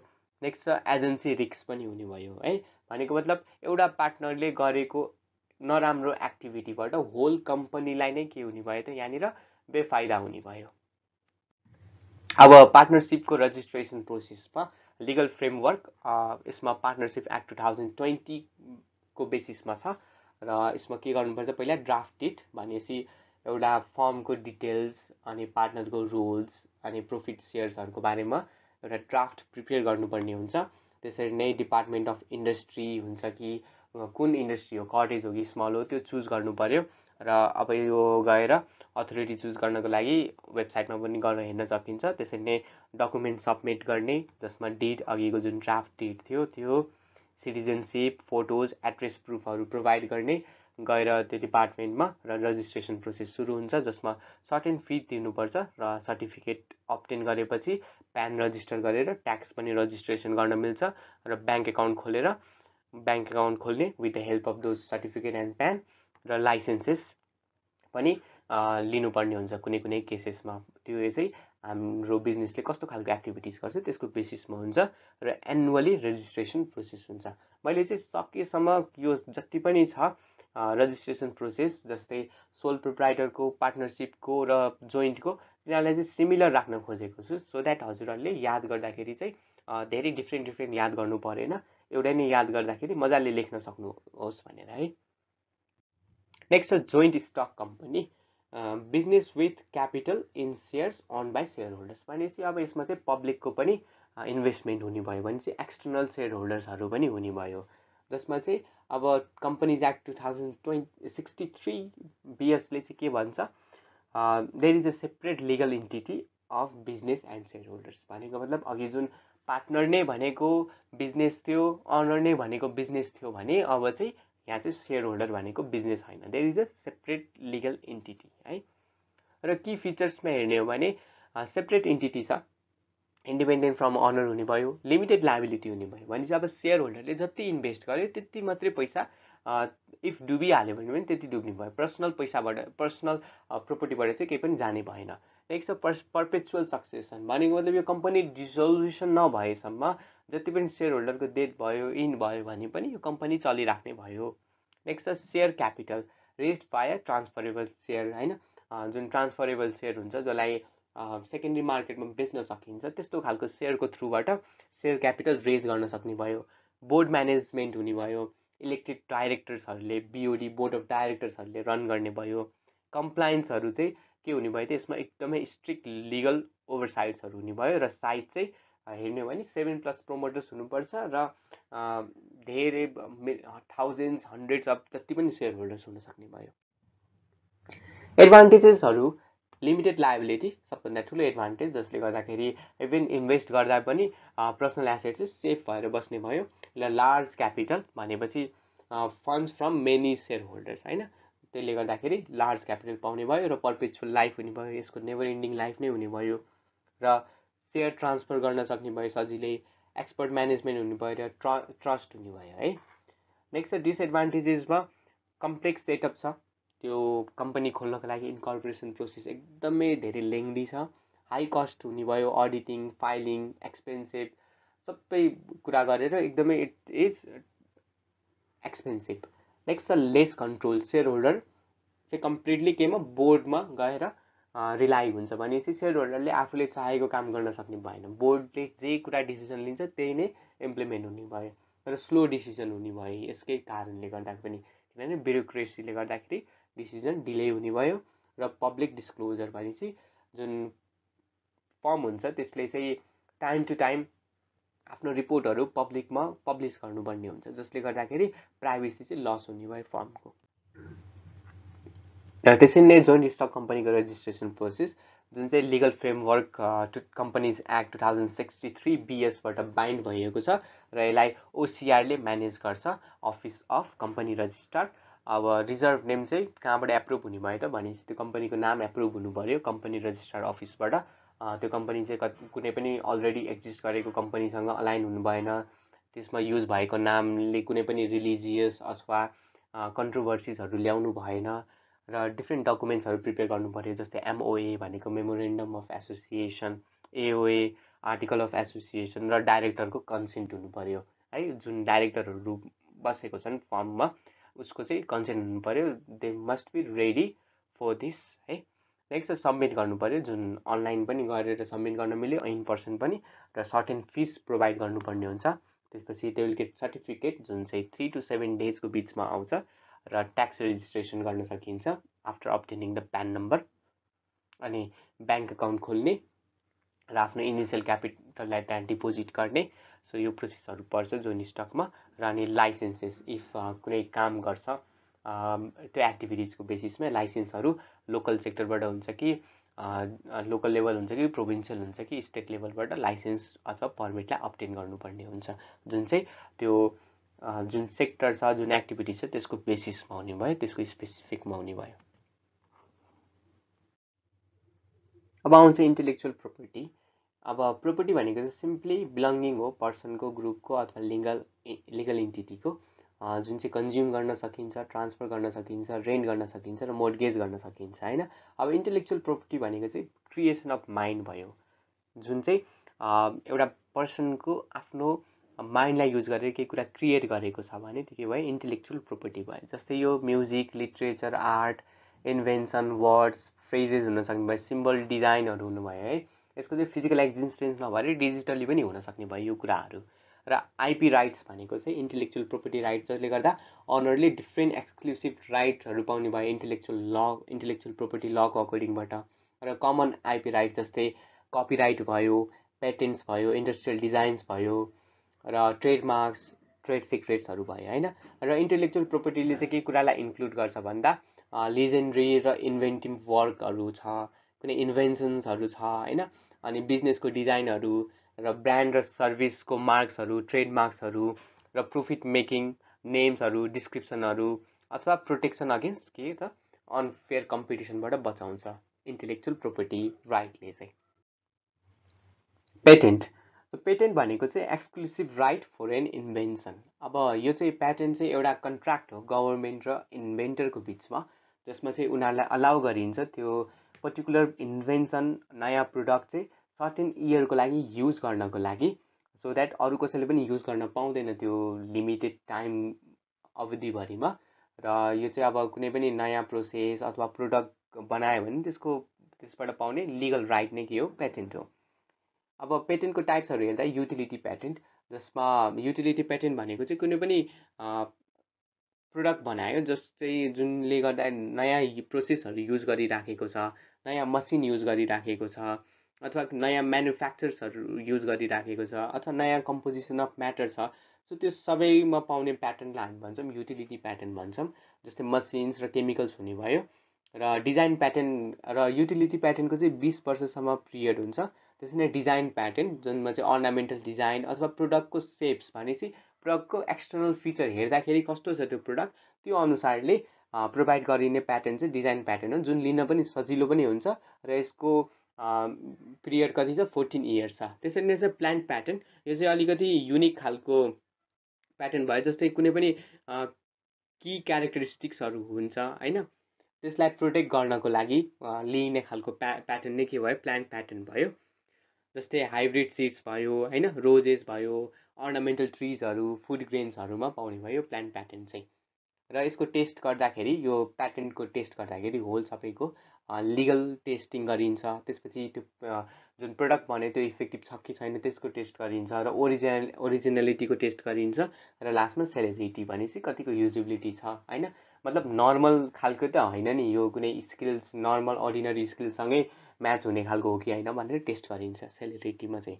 र नेपाल प्याटर्न एक्ट 1965ले हेर्ने गर्छ प्याटर्नको जति पनि हुन्छ नेपालमा, जसले चाहिँ प्याटर्नलाई डिफाइन गरेको छ एउटा युजफुल इनोभेसन, जुन चाहिँ नयाँ मेथड अथवा प्रोसेस अफ कन्स्ट्रक्सन, अपरेसन अथवा फर्मुला र कुनै पब्लिसिटी अफ मटेरियल्सले गर्दा बनाइएको कुनै गुड्सहरूमा, त्यो इन्भेन्सनहरूमा पाउने राइट नै के हो, पेटेन्ट हो भनेर।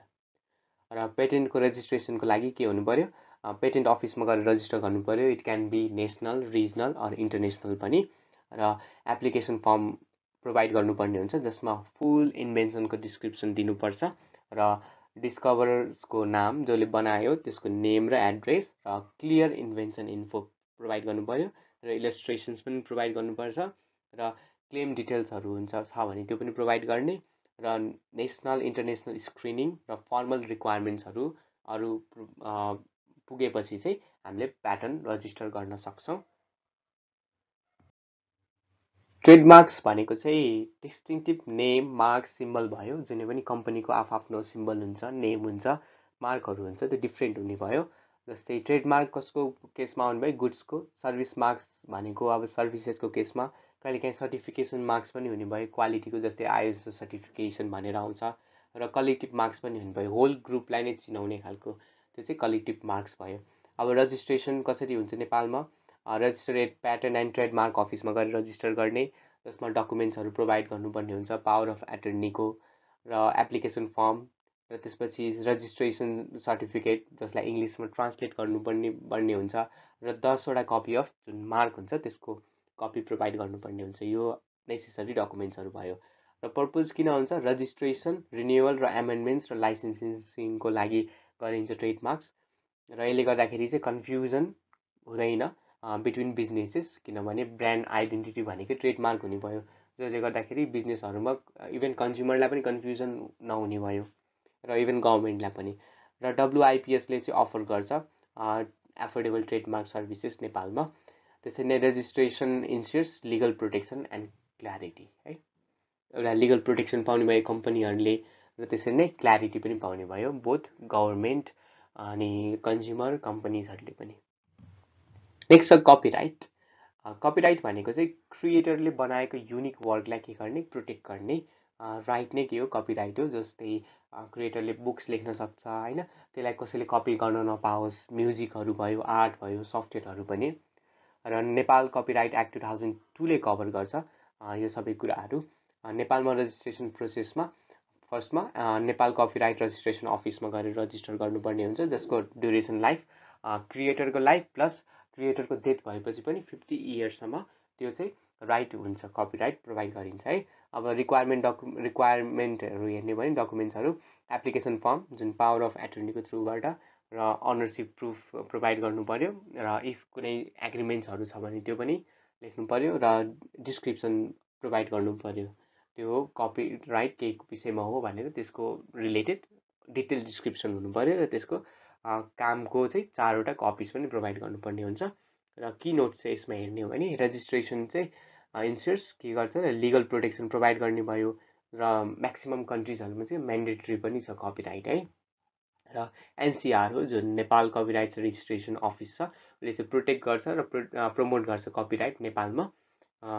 यो डिपार्टमेन्ट चाहिँ असाइन गरिएको छ for taking responsibilities of all the copyright activities in the country. र कपिराइटले रिवार्ड गर्छ क्रिएटर्सलाई, जसले गर्दाखेरि इनोभेसन पनि सपोर्ट हुने भयो। मतलब रिवार्ड क्रिएटरको अरू कसैले केही युज गरिरहेछ भने त्यसको बेसिसमा उसले पैसा तिर्नुपर्ने हुन्छ क्रिएटरलाई। र नेक्स्ट छ ट्रेड सिक्रेट्सहरू। यो भनेको कन्फिडेन्सियल्सहरू हुन्छ जसले कम्पिटिटिभ एज प्रोभाइड गर्छ होइन। जस्तै कुनै पनि कम्पनीको आफ्नो सिक्रेट्सहरू हुन्छ, जस्तै कोका कोलाको सिक्रेट भयो, र यो ट्रेड सिक्रेट्सहरू हुने भयो होइन, म्यानुफ्याक्चरिङ अरू इन्डस्ट्रियल सिक्रेट्सहरू। अब यसको भायोलेसन भयो भने चाहिँ के हुन्छ त? अरूले इलिगली युज गर्ने भयो यो सबै सामानहरूलाई। अनि जस्तै केसँग रिलेटेड हुनुभयो? सेल्स सिस्टमसँग रिलेटेड हुनुभयो, डिस्ट्रिब्युसन च्यानल, कस्टमर रेकर्ड्सहरू हुने भयो, सेल्स स्ट्राटेजिजहरू हुने भयो, सप्लायरको रेकर्ड हुने भयो, क्लाइन्टको प्रोफाइलहरू, म्यानुफ्याक्चरिङ फर्मुलाजहरू र प्रोडक्सन प्रोसेसहरू पनि यो सबै चाहिँ ट्रेड सिक्रेटमा पर्ने भयो। अब प्रोटेक्सन मेजर्स कसरी गर्न सकिन्छ त ट्रेड सिक्रेटलाई प्रोटेक्ट? इम्प्लोइजलाई ट्रेन गर्नु पऱ्यो होइन, सेन्सिटिभ इन्फर्मेसन्सहरू पास गर्दाखेरि कतै पुऱ्याउँदाखेरि चाहिँ त्यतिखेर चाहिँ ध्यान दिनु पऱ्यो भनेर। नेक्स्ट मोनिटर गर्नु पऱ्यो भिजिटर्सहरूलाई, पब्लिकमा गएर कम्पनीको बारेमा डिस्कस गर्नु भएन। त्यसपछि सेक्युर प्लान्सहरू होइन, जस्तै लक्ड क्याबिनेट्स, पासपोर्ट्सहरू लगाउनु पऱ्यो, र NDAलाई युज गर्नु पऱ्यो, जुनमा चाहिँ डिपार्टिङ इम्प्लोइजहरूलाई चाहिँ ब्रिफिङ गर्नुपर्ने हुन्छ।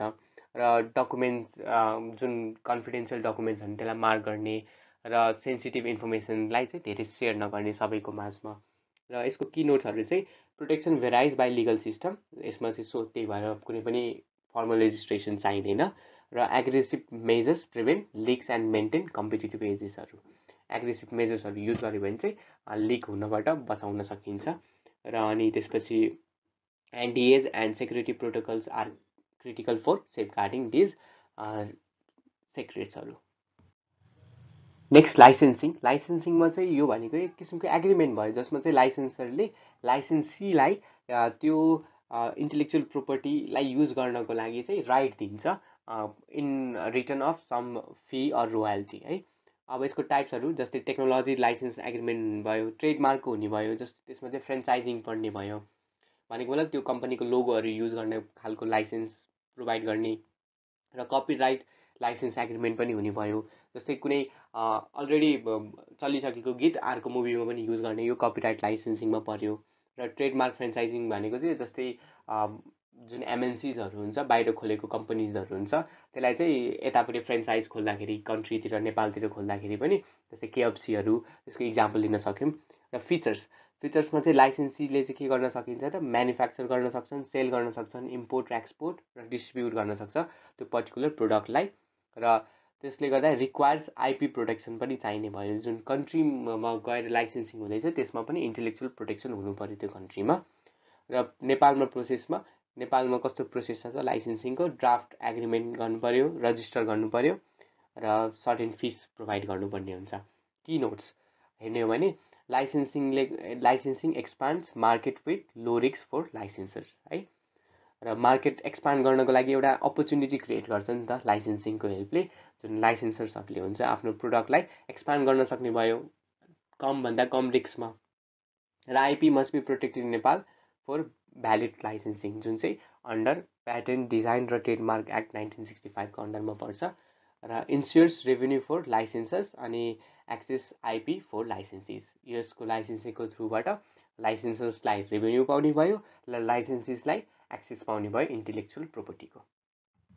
र त्यसपछि छ प्रोडक्ट सेफ्टी एन्ड लायबिलिटी। अब प्रोडक्ट सेफ्टी एन्ड लायबिलिटी भनेको चाहिँ के भयो, इन्स्योर्स प्रोडक्ट मिट सेफ्टी स्ट्यान्डर्ड्स। एउटा सर्टेन स्ट्यान्डर्ड चाहिँ प्रोडक्टले मिट गर्छ कि गर्दैन, यो चाहिँ कन्ज्युमरको लागि, सो द्याट कन्ज्युमर नठकियोस् र कन्ज्युमरले बेटर प्रोडक्ट्स पाओस् भनेर यो प्रोडक्ट सेफ्टी गरिन्छ। जसमा आइएसओ इन्टरनेसनल स्ट्यान्डर्ड अर्गनाइजेसनले पनि हेर्छ 900 सिरिज गोल, जसमा चाहिँ क्वालिटी र रिलायबिलिटी होस्, प्रोडक्टहरू कन्सिस्टेन्ट सर्भिस प्रोभाइड गरियोस् र फेयर कम्पिटिसन र ट्रान्सप्यारेन्सी होस् त्यसमा, र सुटेबिलिटी फर भेनरेबल ग्रुप्सहरू हुन्छ त्यसलाई पनि। जुन भेनरेबल ग्रुप्स भनेको चाहिँ टार्गेटेड ग्रुप्सहरू जसको चाहिँ हाइली चान्स हुन्छ केही कुराले एफेक्ट हुने, त्यस्तो ग्रुप्सलाई सुटेबल छ कि छैन त्यो प्रोडक्ट, त्यो सबै प्रोडक्ट सेफ्टीको अन्डरमा आउने भयो। त्यसरी नै प्रोडक्ट लायबिलिटी, त्यो भनेको चाहिँ legal area holding manufacturer, distributors, suppliers, रिटेलरलाई चाहिँ के गर्ने, रिस्पोन्सिबल गर्ने होइन। त्यो प्रोडक्टबाट केही ड्यामेजेस भयो भने यो म्यानुफ्याक्चरर, डिस्ट्रिब्युटर, सप्लायर, रिटेलर्सहरू चाहिँ रिस्पोन्सिबल हुनु पऱ्यो। अथवा त्यो डिफेक्टिभ प्रोडक्ट भयो भने पनि त्यसको लागि पनि है, त्यो भनेको चाहिँ प्रोडक्ट लायबिलिटीमा पऱ्यो। भनेपछि अब यसको जस्तै नेग्लिजेन्स हुने भयो भन्नाले कहिलेकाहीँ फल्ट हुने भयो प्रोडक्सनमा अथवा मार्केटिङमै फल्ट भएर कस्टमरले चाहिँ डिफेक्टिभ प्रोडक्ट पाउने भयो। सो त्योबाट हुने जुन डिफेक्ट हुन्छ त्यसलाई पनि रिस्पोन्सिबल हुनु पऱ्यो, त्यो रिलेटेड पनि। नेक्स्ट छ वारेन्टी, मतलब जुन स्टेट गरिएको पर्फर्मेन्स हुन्छ जे त्यसले प्रोभाइड गर्छ भनेर स्टेट गरेको हुन्छ, त्यो प्रोभाइड गरेन भने त्यो ब्रिच हुने भयो। र स्ट्रिक्ट लायबिलिटी, मतलब लायबिलिटी रिगार्डलेस अफ फल्ट होइन। अनि मिसरिप्रेजेन्टेसन मतलब फल्स क्लेम्सहरू, त्यो सबै यसरी क्याटेगोरी डिफाइन गरिएको छ प्रोडक्ट लायबिलिटीको पनि है। लास्टमा छ इन्सुरेन्स एन्ड कन्ट्र्याक्ट। अब इन्सुरेन्स भनेको के हो, कन्ट्र्याक्ट हो between insurer and insured for financial security, जसमा चाहिँ सर्टेन प्रिमियम्सहरू पे गरिएको हुन्छ।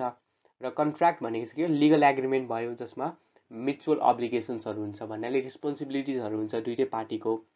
र यसको फिचर्सहरू हेर्ने भने इन्टिग्रेटेड कन्ट्र्याक्ट भनेपछि सबै फर्म्सहरूलाई इन्क्लुड गरिन्छ र ओरल एग्रिमेन्ट्स चाहिँ मानिँदैन है। र रिक्वायर्स अफर, यसमा अफर हुनु पऱ्यो। यो हामीले लास्ट अगाडिको सेमेस्टर 4th सेमेस्टरमा लिगल इन्भाइरोमेन्टमा पनि पढेको थियौँ, जसमा अफर हुनु पऱ्यो, एक्सेप्टेन्स हुनु पऱ्यो, जसमा लिगल क्यापेसिटी हुनुपर्छ र केही कन्सिडरेसन भन्नाले केही भ्याल्यु हुनु पऱ्यो त्यसको, र लिगल पर्पोज हुनु पऱ्यो र इन्सुरेबल इन्ट्रेस्टहरू हुनु पऱ्यो है, जसमा कन्सेन्टहरूको कुरा गरेको थियौँ हामीले। र टाइप्स अफ बिजनेस इन्सुरेन्समा टाइप्स के छन् त, प्रोपर्टीको इन्सुरेन्स गर्न सक्ने भयो, वर्करको कम्पन्सेसनको, प्रोडक्ट लायबिलिटीको, भेहिकलको, बिजनेस इन्टरप्सनको र प्रोफेसनल लायबिलिटीको टाइप्सहरू हुने भयो है। त्यसरी नै नेपाल फ्रेमवर्कमा जसमा चाहिँ इन्सुरेन्स एक्ट 2049 BS र कन्ट्र्याक्ट एक्ट 2056 BSले चाहिँ फ्रेमवर्क प्रोभाइड गर्छ इन्सुरेन्स र कन्ट्र्याक्टको लागि। र यसको की नोट्सहरू हेर्ने भयो भने चाहिँ इन्सुरेन्सले के गर्छ, मिटिगेट गर्छ, बिजनेस रिस्कलाई घटाउँछ नि त होइन। अनि कन्ट्र्याक्टले चाहिँ एउटा लिगल क्ल्यारिटी प्रोभाइड गर्छ। नेपाल रिक्वायर इन्सुरेबल इन्ट्रेस्ट अनि त्यसपछि लिगल पर्पोज फर भ्यालिडिटी। र पोलिसिज मस्ट बी कम्प्रिहेन्सिभ हुनु पऱ्यो, त्यहाँ भएको युज भएको पोलिसिज, र एक्सक्लुडिङ ओरल एग्रिमेन्ट्सहरूलाई चाहिँ एक्सेप्ट गर्नु भएन। र यही नै थियो हाम्रो फर्स्ट, सेकेन्ड, थर्ड च्याप्टरको भिडियो, जसमा हजुरहरूले इक्जाममा आउने खालको टपिक्सहरू एक्सप्लेन गरिएको थियो। र आई होप हजुरहरूलाई भिडियो मन पर्यो र यहाँबाट धेरैभन्दा धेरै इन्फर्मेसन ग्यादर गर्न सक्नुभयो। र यस्तै भिडियोको लागि सरी गुरुदेव युट्युब च्यानललाई सब्सक्राइब गर्नुहोला। र हामी फेरि पनि यस्तै भिडियोहरू, ब्याचलरको भिडियोहरू ल्याउनेछौँ। र धन्यवाद, थ्याङ्क यू।